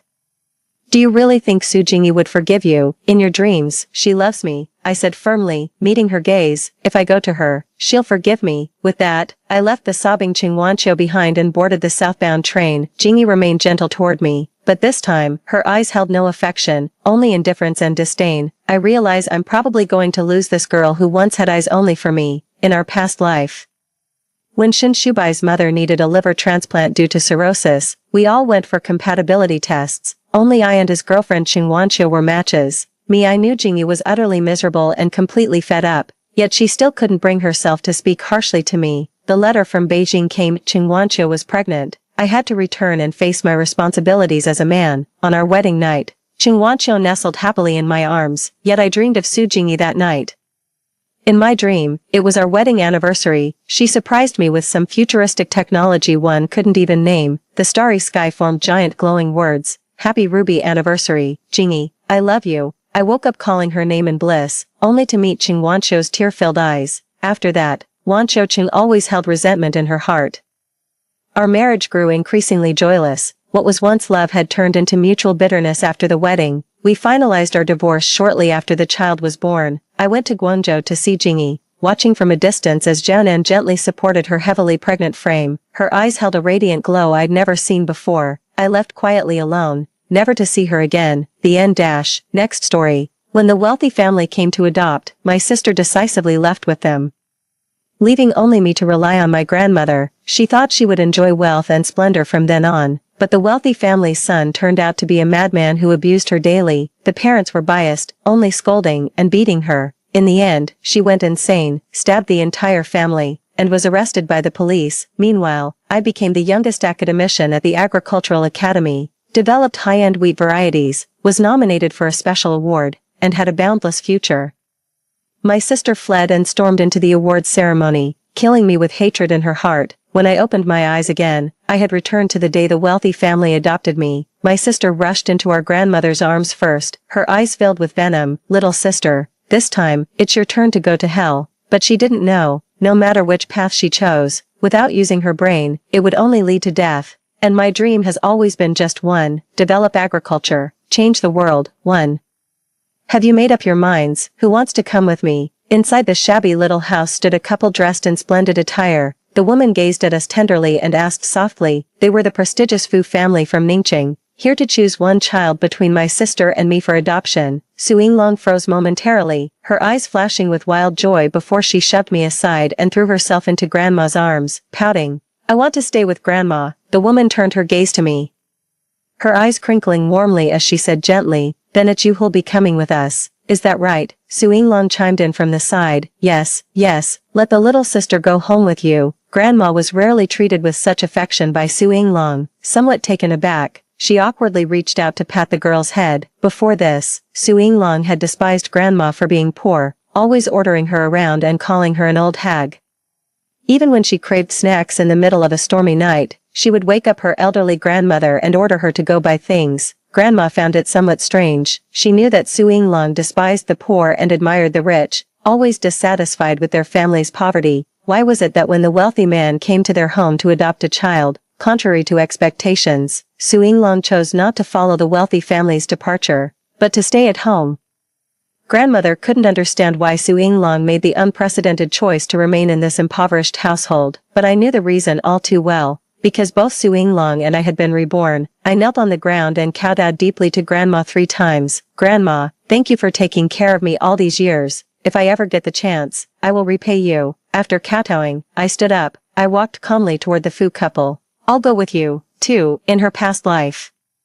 Her sister took the lead, rushing into the arms of the Fu couple and decisively choosing to leave with them. She thought that by entering the wealthy Fu family, she would henceforth enjoy a happy, princess-like life. Little did she know, the Fu family had ulterior motives for adopting a daughter. The Fu family had a son named Fu Jing, who was dignified and handsome in appearance. What a pity, he's a manic-depressive lunatic. When her sister Su Yinglong entered the Fu family, what awaited her wasn't the meticulous care of wealthy parents or her brother's domineering pampering, but rather the abuse of a madman. Seeing Fu Jing's condition had stabilized somewhat, the Fu parents decided to send him to school. Worried he might struggle alone, they resolved to adopt a child. On her first day entering the Fu household, Su Yinglong was filled with joy, eager to build a good relationship with Fu Jing. However, Fu Jing detested the sudden appearance of a stranger in his home.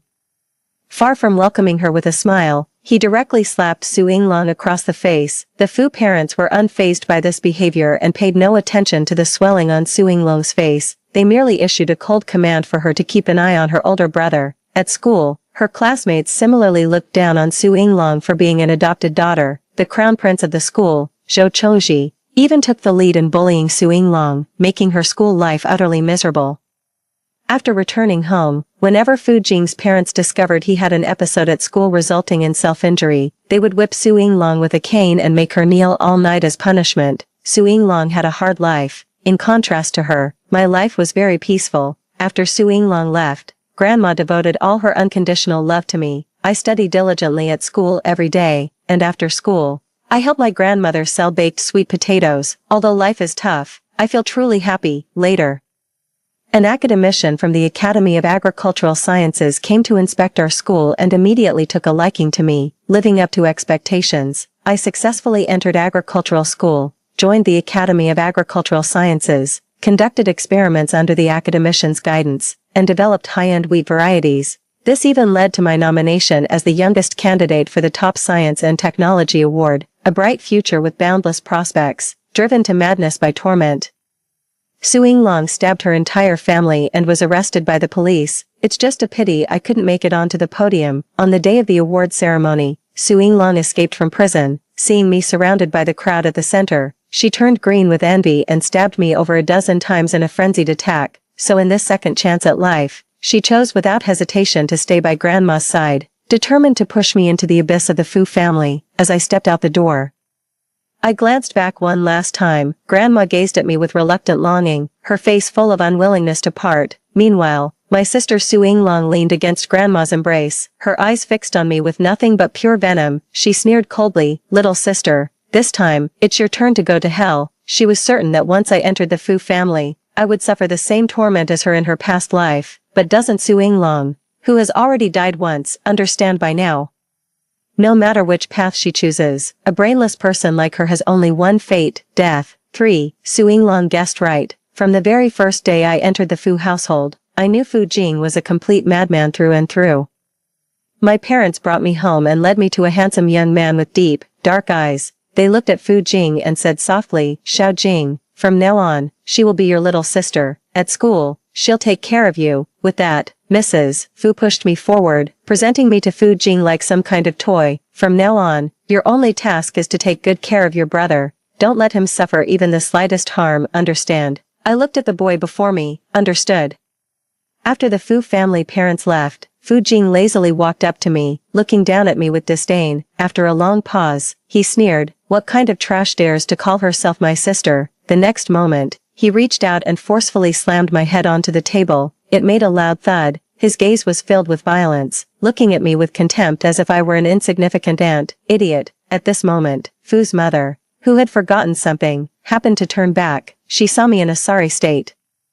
With Fu Jing gripping my neck and pinning me on the table, she didn't show any surprise. After retrieving her item, she passed by Fu Jing, glanced at me, and said indifferently, "Fu Qiushi, keep a close watch. Don't let your brother get hurt." Choked by the neck, I could only roll my eyes to look at Fu Jing and softly replied, "Understood, I'll take good care of him." Watching Fu Jing's parents appear concerned yet actually indifferent towards him, I think Fu Jing is pitiful, truly pitiful. Fu's parents were busy with business trips and left quickly. After confirming they had truly left, I reached out, grabbed Fu Jing's hair, and yanked it down hard. My voice was calm. "Let go of me, you brainless lunatic." Fu Jing winced in pain from my movement. He involuntarily loosened his grip, glaring at me angrily. "How dare you insult me? I'll tell mom and dad and have you kicked out." I sidestepped Fu Jing, curving my eyes slightly as I smiled gently.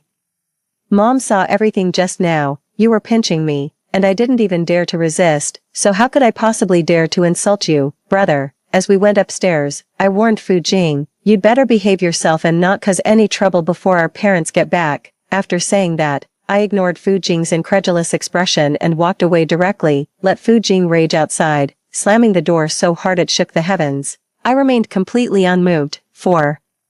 Su Yinglong wasn't content with just pushing me into the abyss. She started a live stream, putting on a fragile act, tearfully holding up her phone to film. With her pure appearance and disheveled black hair, Su Yinglong looked even more innocent. Pitifully, she said, "My sister and I were raised by our grandmother since childhood, and I have deep feelings for her." Choosing between a life of luxury in a wealthy family and the long-term companionship of family bonds.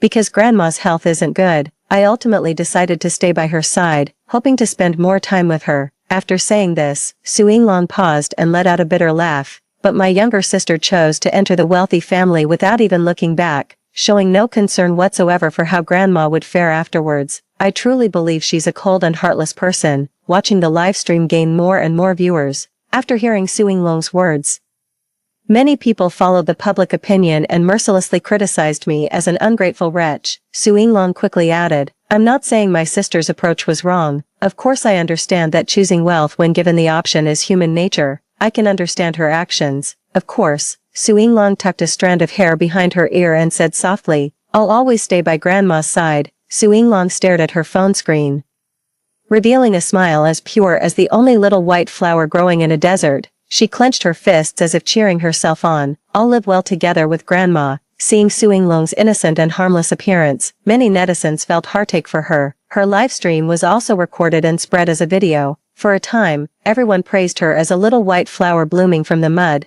and I was the greedy and opportunistic ingrate. 5. Unsurprisingly, almost all the students at school had seen this widely circulated video. Young Master Zhou Chongji was born with a silver spoon in his mouth. He had never seen such a stubborn girl who, when faced with a choice between money and family, unhesitatingly chose family. Not only that, but she was also strong-willed and harmless. In contrast, my snobbish sister, who despises the poor and fawns over the rich, appears even more malicious and cunning.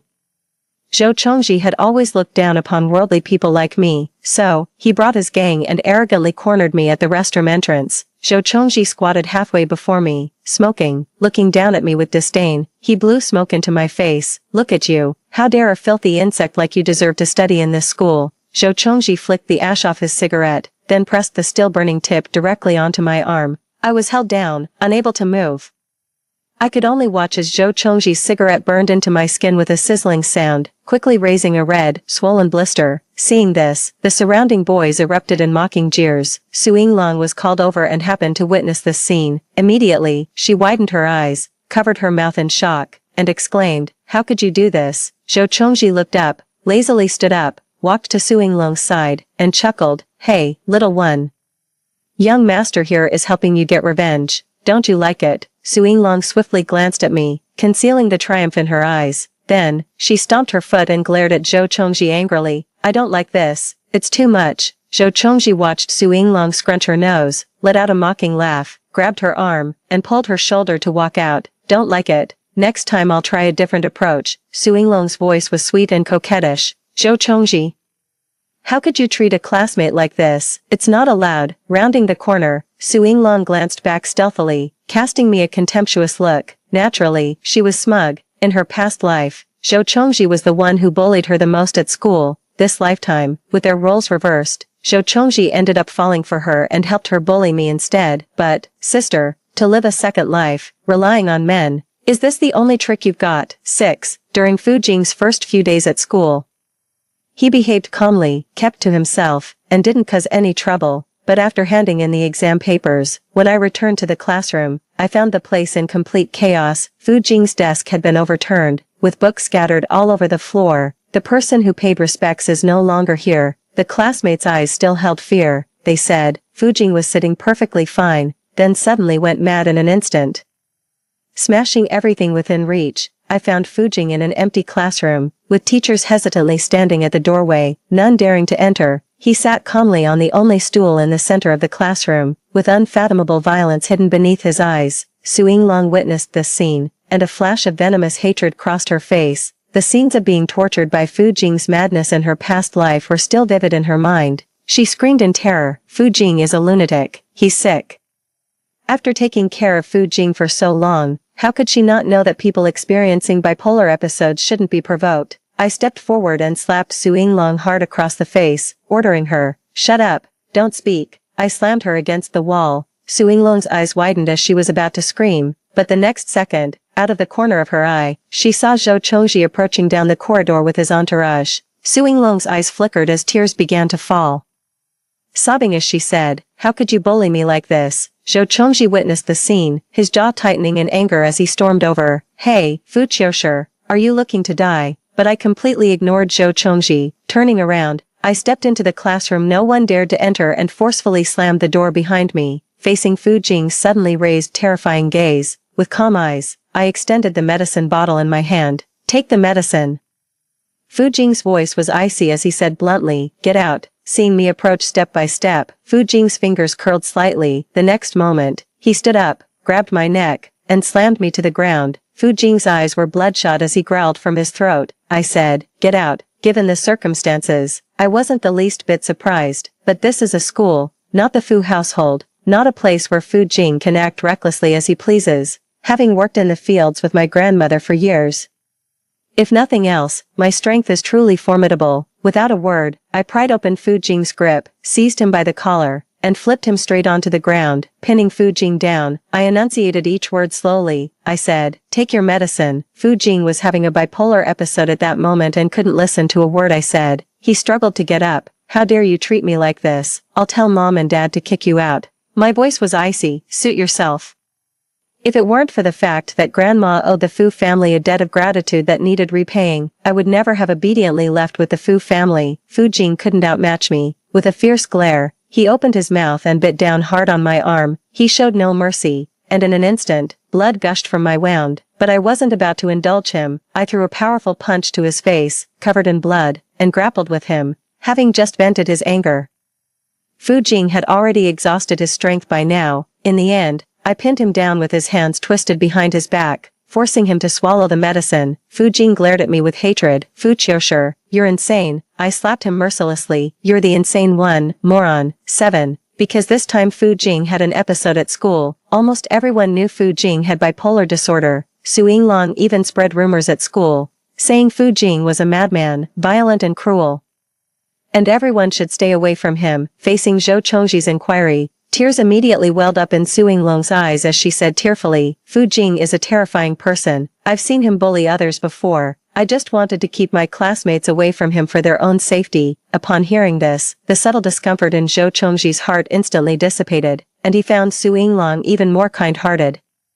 He pulled Su Yinglong into an embrace and declared boldly with a wave of his hand, don't be afraid, stay with me. I won't let anyone bully you. Hearing this, Su Yinglong showed a shy expression. She blushed, lightly hitting Zhou Chongji's arm, and coquettishly said, what are you talking about? It was precisely because of these words Su Yinglong had been spreading. Fu Jing was already unsociable, and now, no one dared to get close to him. Only I, as usual at school, kept an eye on Fu Jing, making sure he took his medicine on time. Fu Jing was very impatient with me, scolding me more than once to get lost. I watched Fu Jing swallow his medicine, took the bottle, and turned away. Didn't want to be near you anyway, because last time when Fu Jing had an episode, I impatiently slapped Su Yinglong. Zhou Chongji saw it and thought I was bullying Su Yinglong. which made him despise me even more. At school, I often found my desks and chairs scribbled with words like bitch and slut using markers. When going to the cafeteria, people would intentionally bump into me, causing my food to spill all over me. Even when I went out briefly, I would return to find snakes, mice, or cockroaches in my backpack, sometimes dead, sometimes alive. Saw me freeze. Zhou Chongji leaned against the windowsill, laughing uproariously with his lackeys.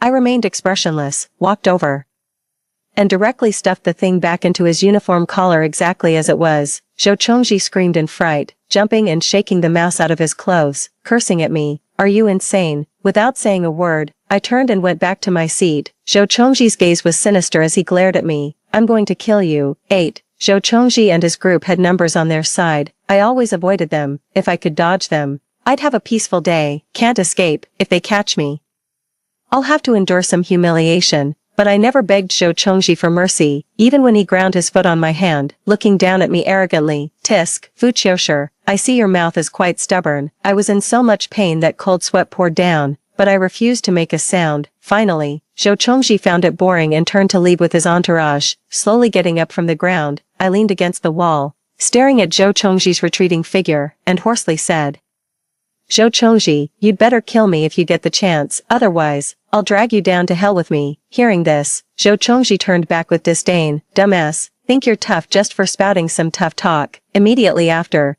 there was a burst of uproarious laughter from a group of boys. Fu Jing often witnessed Zhou Chongji bullying me, but he would just give me an indifferent glance before turning away with complete apathy. Seeing this, Su Yinglong patted my face with a mocking smile and sneered, Fu Qiushi, you're so eager to be Fu Jing's lapdog, but he's never cared about you at all. I don't have the strength to deal with Su Yinglong right now. I can only lean against the wall to catch my breath. After catching my breath, I lifted my foot and kicked Su Yinglong hard. She screamed in fear, took a few steps back, and glared at me angrily. Bitch, why aren't you dead yet? Then, as if struck by some amusing thought, she suddenly burst into giggles. She gloated triumphantly. It's not time yet, my dear sister. Just wait to be plunged into a long, sunless nightmare. 9. Fu Jing and Zhou Chongji got into a fight. By the time I arrived, they were already grappling fiercely in the classroom, both bearing injuries. One was from the prominent Fu family of Ningqing, the other was the young master of the Zhou family. These two started fighting, and no one dared to intervene, fearing they might get hurt in the crossfire. The homeroom teacher stood at the door, anxiously pacing in circles. I glanced at Su Yinglong, who was hiding by the door, covering her mouth in excitement as she watched the drama unfold. It's obvious that these two people, who normally have no interaction, wouldn't fight for no reason. She must have instigated it. Su Yinglong saw me appear and curled her eyes smugly, revealing a row of white teeth. The Fu family parents are back from their business trip. When they find out Fu Jing got into a fight, guess what they'll do? Little sister, you're done for. The sight of Su Yinglong irritated me. I raised my hand and slapped her hard. Done for. Without Zhou Chongji here to protect you, don't you realize you're about to get beaten? After finishing, I completely ignored Su Yinglong's screams behind me. I stepped into the classroom without hesitation. Fu Jing's bipolar disorder flared up again at this moment, his eyes bloodshot as he tightly gripped Zhou Chongji's neck. Zhou Chongji wasn't one to back down either, pinning Fu Jing to the ground and punching him repeatedly in the face. I stood aside, grabbed a long stick, and mercilessly smashed it onto Zhou Chongji's head. With a loud clang sound, struck by this unexpected blow, Zhou Chongji's eyes rolled back as he lost consciousness. I flung the stick away, feeling immensely satisfied. The teacher outside screamed in terror at the sight. Fu Qiushi, this child is way too bold. Quick, quick, get Zhou Chongji to the infirmary. Seeing Zhou Chongji pass out, Fu Jing still stubbornly refused to let go, his hands clenched around Zhou Chongji's neck. I was afraid he might actually strangle Zhou Chongji to death. I had no choice but to hold Fu Jing down, prying his fingers open one by one while soothing him. Calm down, Fu Jing. Fu Jing's eyes darted around before glaring at me viciously, seemingly wanting to throw a punch my way too. I preempted him, twisting Fu Jing's arms behind his back and restraining him. Calm down. Unwilling to yield, Fu Jing struggled a few times before suddenly biting down on my arm. Damn it, biting again. Is he part dog or something? I spoke rapidly. Right now I'm your only acquaintance at school. I have your medication. I can take good care of you, so please calm down. Okay, be good. Be good. I won't let anyone bully you again. Listening to my comforting words, Perhaps it was the taste of blood in Fu Jing's mouth that made his crimson eyes glare at me fiercely before he slowly loosened his bite. 10. The incident blew up into a huge deal. The teacher summoned both sets of parents to the school. The Zhou parents looked at Zhou Chongji's injuries and smiled thinly at the Fu family. Your adopted daughter here has quite the vicious streak. Hearing this, Father Fu shot me a sidelong glance and mercilessly slapped me hard across the face. Instantly, my cheek swelled up, and I could almost taste the faint metallic tang of blood from the broken skin inside my mouth. Father Fu said with a smile, yes, this child is beyond discipline. I hit too hard, my apologies. In front of the Zhou family, Father Fu berated me sternly and harshly. Immediately, he told me to get out, saying he would have a good talk with the Zhou family, just as I was leaving. Father Fu patted my shoulder and said softly, well done. Seeing me walk out with a swollen, red face, Su Yinglong's eyes curved with delight as she giggled triumphantly, covering her lips mockingly. Sister, you're done for. You'll get the whip when you go back, and kneeling as punishment. None of it will be spared, and when that madman has an episode, you might end up suffering terribly at his hands. Just seeing her irritates me. Grabbing Su Yinglong by the throat, he slammed her against the wall and glared coldly. Watch your mouth. He's ill, not insane. Su Yinglong was being choked by me, struggling to breathe as teardrops welled up uncontrollably in the corners of her eyes. Her face flushed crimson as she kept slapping my hand. Truly Fu Jing's well-trained dog, so fiercely protective of its master. At that moment, Zhou Chongji walked out of the office with a darkened expression. Seeing me choking Su Yinglong, he stepped forward and forcefully pulled us apart, his gaze impatient. Bullying your sister again, how vicious. The deep-seated grudge from that time I hit you with a stick. At this moment, Zhou Chongji's gaze upon me was icy cold. He stared at me coldly. You've really crossed the line this time. Fu Qiushi. With curved eyes, I looked at the two people before me and said cheerfully, want to kill me? What a pity. Too late. Fu Jing walked out calmly from behind the door. Lifting his eyelids slightly, he grabbed me by the collar and pulled me outside. Fu Qiushi, let's go. Witnessing this scene, Su Yinglong widened her eyes in shock, her expression almost completely disbelieving. Impossible. When did you become so close with him? I ignored it. I shook off Fu Jing's hand and frowned at him. Are you sick? Fu Jing paused mid-step, his expression awkward as he looked at me. He moved his lips but said nothing. Lift your leg and walk straight forward. I warily sized up Fu Jing, sensing something was off about him. Unusual events always signal hidden trouble. After a long pause, Fu Jing finally took a deep breath. I heard it. When that white lotus called me crazy, you scolded her. Why are you helping me? Fu Jing seemed somewhat confused. I haven't been kind to you. I let out an "oh" and said, I just don't like her and wanted an excuse to teach her a lesson. Besides, I frowned, staring at Fu Jing with genuine confusion. I've always called you crazy. 11. Fu Jing seemed to have unilaterally started a cold war with me. This is my deduction, because when I previously supervised Fu Jing taking his medicine, he still mocked me. Idiot. Sometimes he acts against me, deliberately knocking over the medicine, but now, Fu Jing doesn't even glance at me, coldly taking the medicine and swallowing it in one gulp, though I don't know what madness has taken hold of him again. But I find this version of Fu Jing quite easy to handle. After he took his medicine, I simply returned to my seat to continue working on the problems. Thanks to Su Yinglong's choices in this lifetime, although Fu Jing is a madman, the Fu family never shortchanges me financially. In my previous life, I attended school during the day and helped my grandmother sell baked sweet potatoes at night. Without money, I couldn't bear to buy supplementary teaching materials. The workbooks were bought at low prices from senior students, filled with scribbles and notes, repeatedly practiced several times before being reluctantly set aside. Now, there's a housekeeper taking care of things at home, and a chauffeur handles the school commute. Every month, Mother Fu transfers a large sum of money into my account.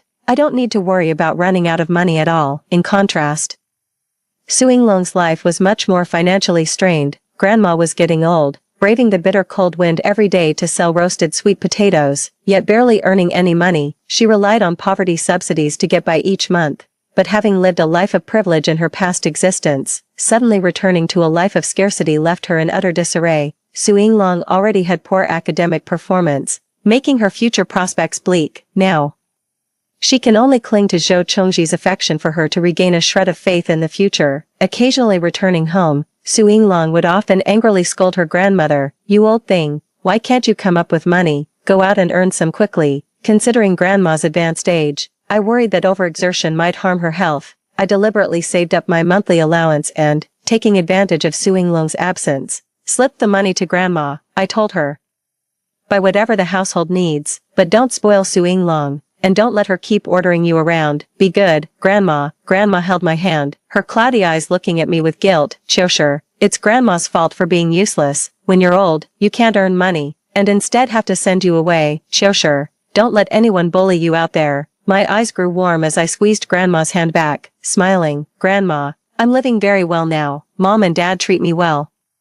And so does my brother. No one bullies me. Only then did Grandma seem to set her mind at ease, patting my hand slowly. That's good, that's good. When leaving, Grandma held on to me and insisted on stuffing a bag of sweet potatoes into my hands. These are grown by Grandma herself, healthy. Take them back for your parents to eat. I couldn't refuse, so I had to take it in my hands. Grandma, I'll come see you next time. Take good care of yourself. Grandma stood at the door, watching me leave as she waved cheerfully and said, I'll be waiting for you. When I got home, I saw Fu Jing sitting on the couch downstairs, flipping through a book impatiently. Seeing me return, his tone carried some displeasure. Where did you go? Why didn't you wait for me after school? Noticing me carrying a dirty plastic bag with soil stains into the house, Fu Jing's expression grew even more disdainful. What's this? It looks filthy. I couldn't be bothered with Fu Jing and walked into the kitchen to wash and dry the sweet potatoes. Fu Jing followed me in, crossing his arms and standing arrogantly to the side. Why did you buy these? I went to see Grandma today. These are the ones she grew. Fu Jing had heard about me and snorted through his nose. Seeing me start cooking, he stiffened his neck and reluctantly said, Hey, Fu Xiaoshi, I want a taste too. I didn't add any seasoning. Just boiled the sweet potatoes in plain water. Fu Jing frowned, picked at the skin with a fork, and tentatively took a bite. Just barely acceptable. The taste is alright. Your grandma grew them well. Watching Fu Jing's awkward demeanor, for the first time ever, I didn't find him quite so detestable. As we went upstairs, I casually patted his head like petting a dog. Finish it, don't waste. Fu Jing widened his eyes and gasped sharply, Fu Xiaoshi, how dare you? 12.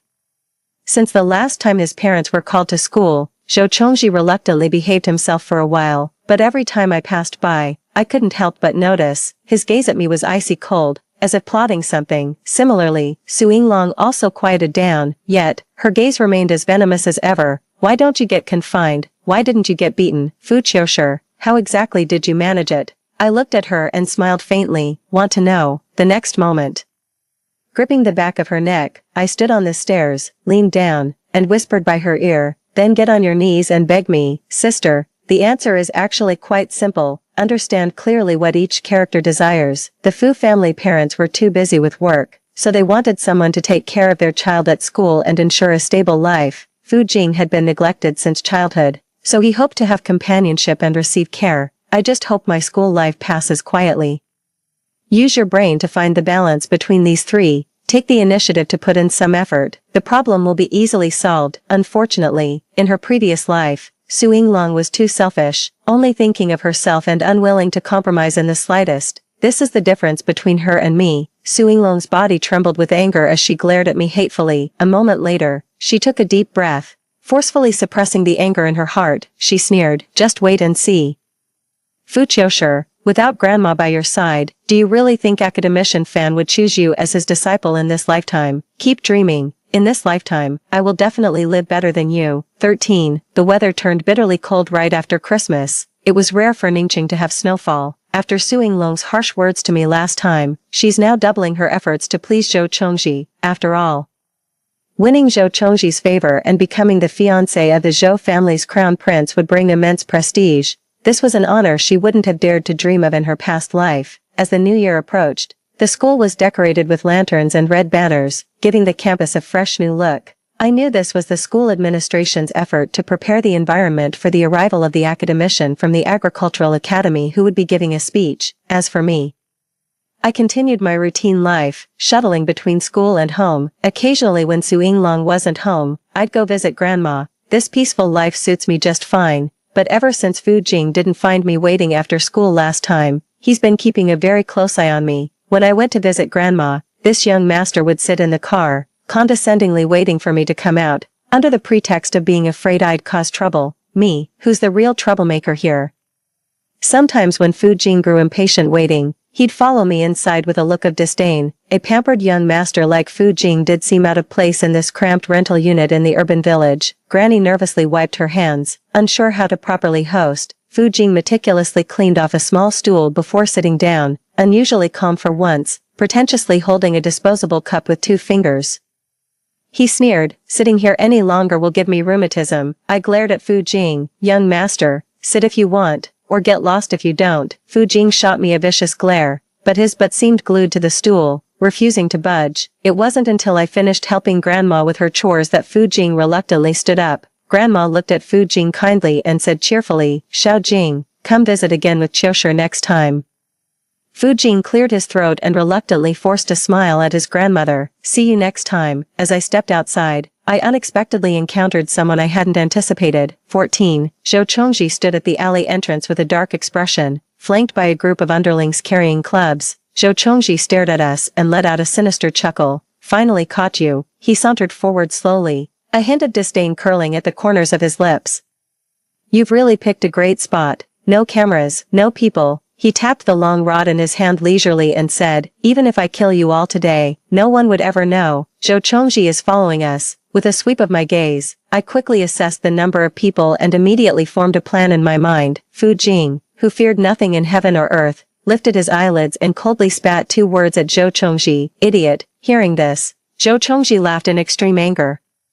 "Let's see today who's the real idiot." I took a step back, nudged Fu Jing's arm with my elbow, and whispered, "Follow my lead." Fu Jing raised an eyebrow in surprise. "You can fight too." I stared at Zhou Chongji approaching step by step, counting down under my breath. 3, 2, 1. Fu Jing spoke calmly. "Tell me, who should we beat up?" At the last moment, I grabbed Fu Jing's hand and shouted sharply, "Run." I yanked Fu Jing away, and he exclaimed in shock, "Didn't you say we were going to fight back?" I ran with practiced ease, deftly weaving through the alleyways with Fu Jing in tow. Even while panting for breath, I still had the energy to scold him. "Are you out of your mind? There are 18 of them and only 2 of us. How could we possibly fight? Having backbone is good, but those who can't assess the situation are just fools. Both my brain and hands are crucial.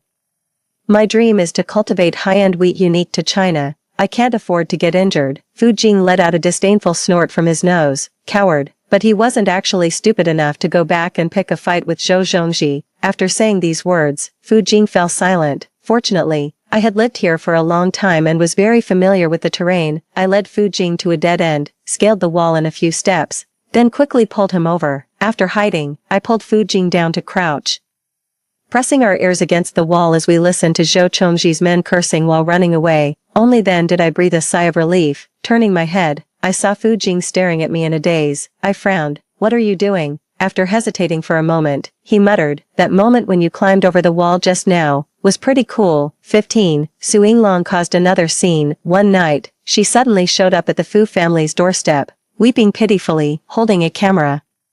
She sobbed while banging on our door. "Little sister, Grandma is sick. Please go see her." Behind where the camera couldn't see, a vicious glint flashed in Su Yinglong's eyes as she said weakly, "Come with me quickly to see Grandma." Disdainful of her family's shabby home, Su Yinglong had long since moved out of the rental and settled comfortably into the apartment Zhou Chongji rented for her. She rarely returned, even if Grandma fell ill. How could she know before I did? Besides, I just visited Grandma not long ago. She had a rosy complexion and was in good health. Su Yinglong's move was undoubtedly a weasel giving New Year's greetings to a chicken, harboring no good intentions. I checked the surveillance footage from Grandma's house, took a glance to confirm she was safe and sound, then reached out to close the door. "Come on, sis, I can see you're brewing up some mischief." Su Yinglong flusteredly blocked the door, putting on an anxious performance. "I'm serious. Little sister, Grandma is really sick and wants to see you at home." I scoffed, eyeing Su Yinglong. "Next time, try acting more convincingly, sis, then I might consider it." Fu Jing stepped out from behind me, his eyelids lowered as he looked down at Su Yinglong with disdain, as if observing an insignificant insect. He frowned in disgust. "What kind of stray cats and dogs dare knock on our door? Are the security guards just for show?" Fu Jing pressed the intercom button, his voice icy. "Security. Escort this person out." Su Yinglong was escorted out by security with a tearful voice. Before leaving, the camera she held kept pointing in our direction. Su Yinglong glared at us from afar with venomous eyes, silently mouthing, "You're done." "Done with what?" Do you really think I'm stupid and can't see her blatantly holding up her phone? I just want this wind to blow stronger, even stronger. The higher you climb, the harder you'll fall. Of course, 16, on the scheduled date. Academician Fan arrived as promised, because Academician Fan is a renowned scholar at the Academy of Agricultural Sciences. When she arrived, many newspaper reporters came to the school together to interview her. Just as the principal respectfully invited Academician Fan to tour the school together, Su Yinglong rushed over, holding her phone and sobbing. She knelt on the ground, grabbed Academician Fan's skirt with tears in her eyes, and cried, "Teacher, please help me."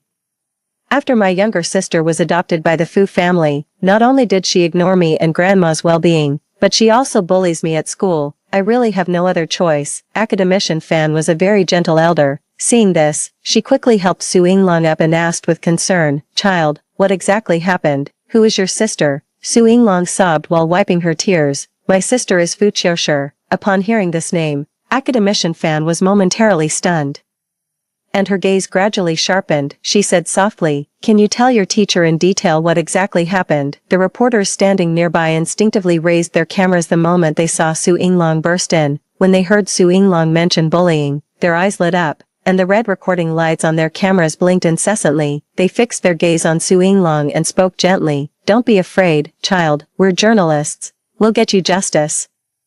Su Yinglong slowly raised her tear-reddened eyes and lifted her phone to play the video. That video was the one from a few nights ago when Su Yinglong came crying to the Fu family's door. As the video reached its conclusion, the journalist said indignantly, "This is too much. How could they be so ungrateful? What's this about bullying? Concerning the development of young people.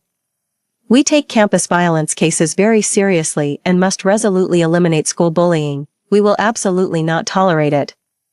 Dean Fan let out a soft sigh and turned to the principal. "Please call the other child over. I'd like to hear her side of the story. Something like this happened so suddenly." The principal was sweating profusely and quickly had someone summon me to the office. As soon as he entered the office, he sternly reprimanded me, saying, "Fu Qiushi, even though you were adopted by the Fu family, Su Yinglong is still your relative after all. How could you bully your sister just because you're now a child of a wealthy family?" Standing opposite the principal, I looked up and smiled faintly, responding neither humbly nor arrogantly. "Principal, are you saying that no one, regardless of who they are, should bully classmates at school?" The principal raised his voice and declared, "Of course, this is a school. No matter what a student's family background is, once they enter the school, they are all students. The school will never tolerate any acts of bullying." Hearing this, I smiled contentedly, my eyes curving slightly. "Principal, I report that Zhou Chongji is bullying me at school." As soon as these words were spoken, the whole room erupted in uproar. Everyone knows that Zhou Chongji is the young master of the Zhou family in Ningqing, a person of noble status. He's not someone to be trifled with. In an instant, the reporters' cameras all swiveled to focus on me in unison. Cold sweat poured down the principal's forehead as he slammed the table hard. "Nonsense. You haven't even explained your own bullying behavior clearly. How dare you falsely accuse Zhou without evidence?" 17. I slowly averted my gaze and sighed. First of all, the claim that I bullied Su Yinglong is completely fabricated, a baseless accusation from start to finish. A flicker of unmistakable panic crossed Su Yinglong's face. "You're lying." She demanded the principal retrieve the surveillance footage, pulling up all the recordings of me slapping her in the hallway. The surveillance footage clearly shows the truth. I slapped Su Yinglong. The principal slammed the desk and shouted sharply, "Fu Qiushi, what explanation do you have for this?" My gaze shifted as I shook my head. I admit that slapping Su Yinglong is a fact. It was an act of violence in a moment of desperation, and I willingly accept punishment. A smug expression appeared on Su Yinglong's face, then I changed my tone. However, every time I got angry and hit Su Yinglong, there was a reason. My brother Fu Jing has bipolar disorder, which makes him emotionally unstable, yet Su Yinglong openly spread rumors at school that Fu Jing was a lunatic. Her actions undoubtedly worsened his condition. What's more, Su Yinglong always called Fu Jing a lunatic right in front of me. I raised my eyes and looked at the crowd. Fu Jing is a good brother, and I can't tolerate him being slandered like this by Su Yinglong. Almost everyone in the school knew that Fu Jing had bipolar disorder. Hearing this, the principal showed a thoughtful expression. A reporter whispered, "Indeed, physical conflicts arising from verbal disputes are understandable and cannot serve as direct evidence of school bullying." After hearing the whole story, Academician Fan tapped the desk and looked at me. "So, your sister claims you've been neglecting our elderly grandmother. What's that about? I nodded and looked directly at academician Fan. I said softly, perhaps having my grandmother explain in person would be more convincing. 18. Fu Jing led Grandma into the office. On the way, Grandma had already heard the whole story. She looked at Su Yinglong with deep disappointment. As if unable to comprehend why the child would behave this way, with a choked voice, Grandma said, Qiushi is a good child. She's been helping me with farm work since she was little, never complaining about hardship or fatigue. Her withered, aged hands fumbled repeatedly in her clothes pocket before tremblingly pulling out a tightly wrapped cloth bundle. Unwrapping it revealed a bank card inside. Grandma slowly rubbed the bank card with her hands, tears streaming from her eyes. After Qiushi was adopted by the Fu family, she visited me every month and saved all her pocket money for this old woman to use. She worries about my poor health. Despite being busy with her own studies, she frequently comes back to visit me and helps with chores. Sis, Grandma's clouded eyes welled up with tears as she spoke guiltily. Is it because I'm not well educated that I failed to raise you properly? How could you lie and slander your younger sister like this? Hearing Grandma's words, Su Yinglong's face turned pale. She kept shaking her head. What are you talking about, Grandma? How come I never knew about Fu Qiushi visiting you? Su Yinglong forced a smile. Don't lie to everyone just to protect Fu Qiushi. Grandma staggered a couple of steps, trembling as if about to kneel before everyone. This old woman dares to guarantee, Qiushi is truly a good child. She's never done anything wicked or harmful. Don't be harsh with the girl. Seeing my grandmother's actions, I immediately stepped forward and supported her. Grandma broke free from my hand, knelt down, and kowtowed to the crowd. With tears, she said, Yinglong is my fault for not teaching her well. Don't blame her. The reporter's eyes darted around. Having seen many scenes, they understood the situation clearly. The truth and falsehood could be distinguished at a glance. I helped Grandma to her feet and looked at Su Yinglong with a cold smile. Of course you wouldn't know that I often visit Grandma, because you despised our poor family and moved out long ago. Search your conscience. How many times did you visit Grandma in the 6 months after you left? Worried about Grandma's poor health and afraid she might fall or get sick with no one to care for her, I installed surveillance cameras at home. Watching as Su Yinglong's face grew paler by the second, I said coldly, you would have definitely noticed these things if you were at home, but, you know what?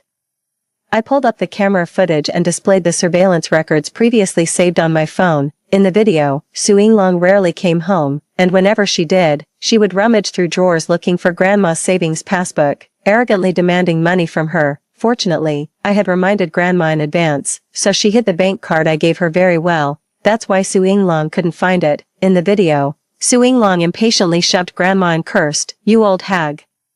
Truly a waste of life, can't even produce a single penny, what's the point of me staying with you anyway? And Grandma, pushed by Su Yinglong, staggered and fell to the ground, only able to apologize. I'm sorry, Grandma is useless, can't earn money. When I first saw these videos earlier, I was already burning with anger, rushed to Grandma's house overnight to take her for a medical checkup. Fortunately, nothing serious happened. And now, the evidence left in the video has all become sharp blades pointing at Su Yinglong.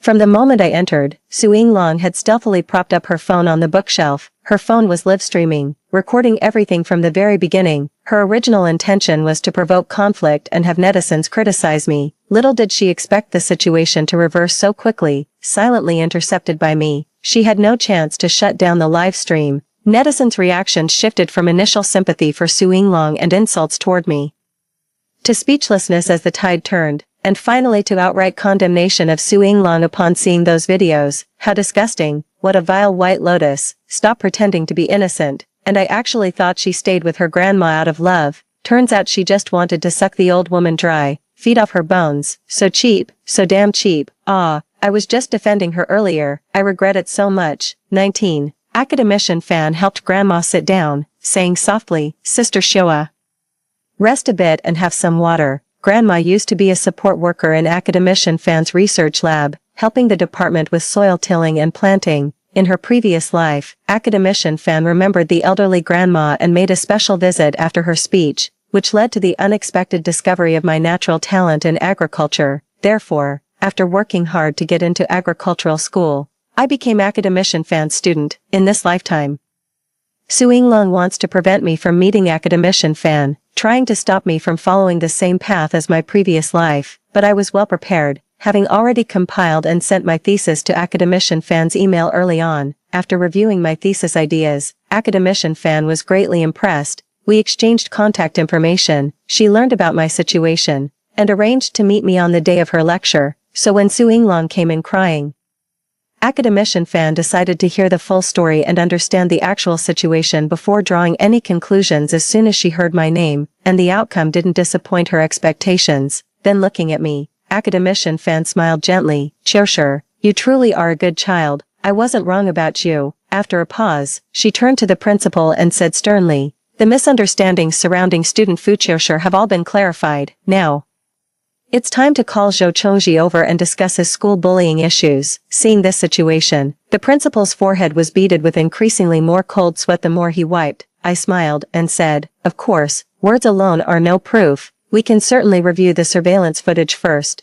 When this matter was mentioned, Su Yinglong nearly lost her balance. I calmly opened the surveillance footage and played out every detail of Zhou Chongji leading a group to corner me, exactly as captured by the cameras. Of course, I wouldn't be as foolishly blatant and heavy-handed as Su Yinglong. I understand the wisdom of biding one's time and concealing one's strength. If I act, I'll strike like an eagle, lethal in a single blow. Today, I'm going to solve everything all at once. Zhou Zhongji bullied me, that's a fact. And today, accompanying academician Fan are all elite reporters from Ningqing Daily. When it comes to sensitive topics like wealthy family bullying, they're like wolves catching the scent of blood, their eyes suddenly glowing red. They won't stop until they've torn off a piece of flesh. Zhou Chongji, even as the most esteemed young master of the Zhou family, has no one to protect him. 20. The course of events unfolded exactly as I had anticipated, with evidence in hand. This is practically an indisputable fact. Journalists widely publicized Zhou Chongji's bullying of classmates.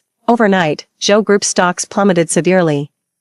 And even Zhou Chongji didn't come to school for several consecutive days. Fearing Zhou Chongji's violent retaliation, I behaved very obediently during those days, strictly following my school schedule without daring to stay outside a moment longer. Yet inevitably, I still ran into Zhou Chongji at school. Over these past few days, he's grown terribly haggard, with dark, sunken eyes and bluish circles beneath them. He stopped me. "Fu Qiushi, let's talk." I warily glanced around, making sure we were surrounded by classmates, before replying defensively, "I have nothing to say to you." Zhou Chongji ignored me, lowering his head to light a cigarette, holding the cigarette in his mouth, nicotine swirling in his lungs. He flicked the ash before speaking slowly. "That alley where I had someone block you, was that where your grandmother lived?" I frowned, unsure why Zhou Chongji would ask such a question. I replied defensively, "Don't even think about causing trouble for my grandmother. I've already moved her out. She's somewhere none of you can find now." Hearing my response, Zhou Chongji scoffed, tossed the cigarette butt to the ground, and crushed it under his foot. "I didn't mean to take revenge on you." He was silent for a moment before murmuring, "All this time, I never realized Su Yinglong claimed to care about grandma, yet she never once went back to visit her." Zhou Chongji shut his eyes tightly, exhaling sharply, "I see it clearly now. This is the retribution I deserve. I disliked you before because I thought you were money-grubbing, a greedy and opportunistic ingrate. That's exactly the kind of person my father was. He killed my mother. That's why I've always hated people like him the most. But only now do I realize, I'm a fucking idiot, being played like a fool while pretending to be righteous." Zhou Chongji pressed his lips together, lowering his head stiffly as he apologized to me. "I'm sorry, Fu Qiushi." Seeing Zhou Chongji like this, I calmly took 2 steps back. "Don't be disgusting. If apologies were enough, what would we need the police for?" With that, I turned and walked away without looking back. Zhou Chongji stood behind me, quietly watching my retreating figure. He murmured softly, "Just consider me shameless." 21. I heard Zhou Chongji dump Su Yinglong. Before long, rumors spread again that Su Yinglong was pregnant. She cried and made a scene at the Zhou family's doorstep, demanding they take responsibility. Unfortunately, the one who responded to her wasn't Zhou Chongji, but his father, old Mr. Zhou, already in a foul mood due to heavy stock market losses, felt even more disgusted upon seeing Su Yinglong, the root cause of Zhou Chongji's scandal, being exposed. He was still smiling when facing Su Yinglong, but his words showed no mercy. "You're pregnant. How can you be sure it's my son's? A woman like you, Mr. Zhou leisurely sized up Su Yinglong. She was beautiful, a petite face the size of a palm, round eyes, and had been a beauty since childhood. Thus, whether in her past life or this one, she deluded herself into thinking she could captivate men with her looks. The only pity was, in her previous life, she opposed Fu Jing and suffered terribly for it. But in this life, Zhou Chongji saw through Su Yinglong's true nature and grew utterly disgusted with her. After sizing her up, Father Zhou smirked disdainfully, "Just a wave of my hand, and I could have plenty more. What makes you think you're anything special?" Father Zhou waved his hand in utter disgust. "Take her away, abort the fetus, and then send her wherever she's supposed to go." Su Yinglong was forced to undergo an abortion. Within just a few days, she became severely emaciated. Her cheeks hollowed out. When Grandma heard about this, she felt nothing but heartache, blaming herself for failing to raise Su Yinglong properly. But I knew clearly that all of this was Su Yinglong's own doing. I didn't want to upset Grandma, so I agreed to visit Su Yinglong at the hospital on her behalf. Su Yinglong lay on the hospital bed, her gaze vacant as she murmured, Why is my fate still so miserable even after being reborn? How come I can never win against you?" I watched her from a distance, expressionless. "Your biggest mistake was placing your hopes on someone else. In your past life, you wanted to rely on the Fu family to become a young lady. Unfortunately, they had ulterior motives for adopting a daughter, so you couldn't accept it and directly opposed the Fu family without considering Fu Jing's illness, creating a vicious cycle that made Fu Jing dislike you even more. In this life, you want to rely on Zhou Chongji's affection to become a wealthy wife. Unfortunately, the version of you that Zhou Chongji likes is all an act. You can pretend for a while, but not for a lifetime. You could have chosen a path more suited to yourself. Sister, the biggest difference between you and me is that I never rely on others. I place all my hopes on myself." Hearing my words, Su Yinglong froze for a moment, her face deathly pale as she shook her head, stubbornly insisting, "I'm not like you, not at all." Su Yinglong screamed hoarsely, ordering people to throw me out. Later, I heard that after Su Yinglong recovered her health, she frequently visited bars and dance halls, places of decadent revelry. Relying on her looks, she indeed managed to hook up with quite a few wealthy men, but those men were just toying with her, and once they got bored, they quickly discarded her. Not a single one was willing to marry her, they sneered. "You're just a whore who's been played by thousands. If it weren't for your decent face, I wouldn't even consider taking you in." In just a few months, Su Yinglong was forced to undergo multiple abortions. The last time, she encountered Zhou Chongji at a bar. Watching Zhou Chongji being surrounded by the crowd at the center, Su Yinglong's eyes turned red with rage as she grabbed a knife and walked towards Zhou Chongji. Zhou Chongji was stabbed dozens of times and immediately rushed to the emergency room, with his life hanging in the balance. Meanwhile, Su Yinglong was arrested and imprisoned for the crime of intentional assault. 22. I came across this news story through a webpage notification while checking my exam results. After the college entrance exams, Fu Jing scored well with 531 points, enough to get him into a good university in Ningqing. As for me, with 739 points, I was the top science student in the city. My goal was clear, to attend the agricultural school where academician Fan once studied. With the college entrance exams over and my duty of caring for Fu Jing completed, I decided to bid farewell to the Fu family. I slid forward a card. "This is the prize money I earned from participating in competitions and inventing patents during high school. I've saved all the pocket money you gave me." I was adopted by the Fu family only to repay their kindness in helping my grandmother back then. Now, it's time to leave. Hearing my words, Fu Jing clenched his fists and said in disbelief, "You're leaving?" I smiled and reassured him, "Fu Jing, no one will stay by your side forever. You need to learn to say goodbye." Now, Fu Jing's condition is well under control, and his bipolar disorder rarely flares up. Besides, my gaze softened. I have my own dreams to pursue, and I'm going after them.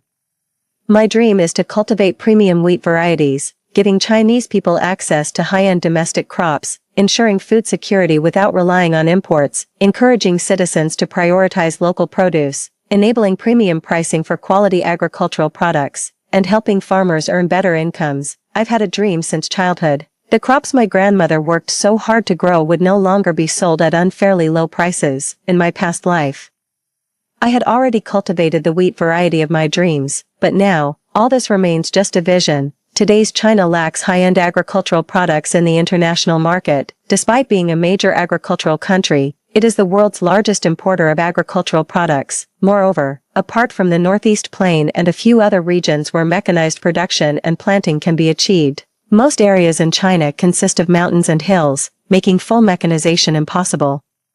I believe that with previous experience, I can not only develop the ideal wheat variety ahead of schedule but also make further high-quality improvements, making it a premium high-end wheat variety better suited to China's conditions. 23. It's just that I didn't expect. On the first day of school, Fu Jing appeared lazily in front of me, dragging his suitcase. I was somewhat stunned. Why are you here? He pulled me into a side hug, lifting his eyelids lazily. Big brother can't bear to let his little sister wander alone in a foreign place. Grandma couldn't understand why Su Yinglong made the unprecedented choice to stay in this impoverished household. Huahua, Fu Jing pushed me outward. Go help me fill out the forms quickly. There are so many people there. Crowds give me a headache. Taking advantage of my occupied hands, Fu Jing slipped a bank card into my bag. He smirked playfully. The Fu family has money. It's not like we can't afford to support you. Why are you being so dramatic? We finally have a top student little sister. The whole family can't spoil you enough. How could we bear to see you living like an ascetic every day? Don't worry, Fu Jing ruffled my hair. I've arranged for Grandma to be brought home. She'll be well taken care of. Genius. Never mind the trivialities. Just focus on changing the world with that brilliant mind of yours. As for everything else, with your big brother here, what is there to fear? Once a brother, always a brother. I'll always have your back, bro. You can count on me. 24. At the age of 25, working with Academician Fan, our team successfully cultivated high-end premium wheat, high yield, excellent taste, easy to cultivate. Within just a few years, Huagua's premium wheat became a global bestseller. Through the substantial patent fees collected from seeds and the profits from agricultural exports, Hua country's agricultural sector has been developing increasingly well. As agriculture became profitable, more and more people began to engage in agricultural production. In the year I turned 29, at the venue of the Supreme Science and Technology Awards ceremony, our entire team was nominated, recognized for our tremendous contributions to agriculture and wheat cultivation. Grandma sat in the audience, quietly wiping away tears. She clapped excitedly and said with a smile, "Jiushi, I'm so proud of you." Fu Jing smiled at me and congratulated me. Little sister, congratulations on making your dream come true. I walked towards them. Behind me was thunderous applause and the constant flashing of camera lights. I know that with the continuous strengthening of agriculture, China's future will be more solidly and powerfully secured. China will always strive for self-improvement.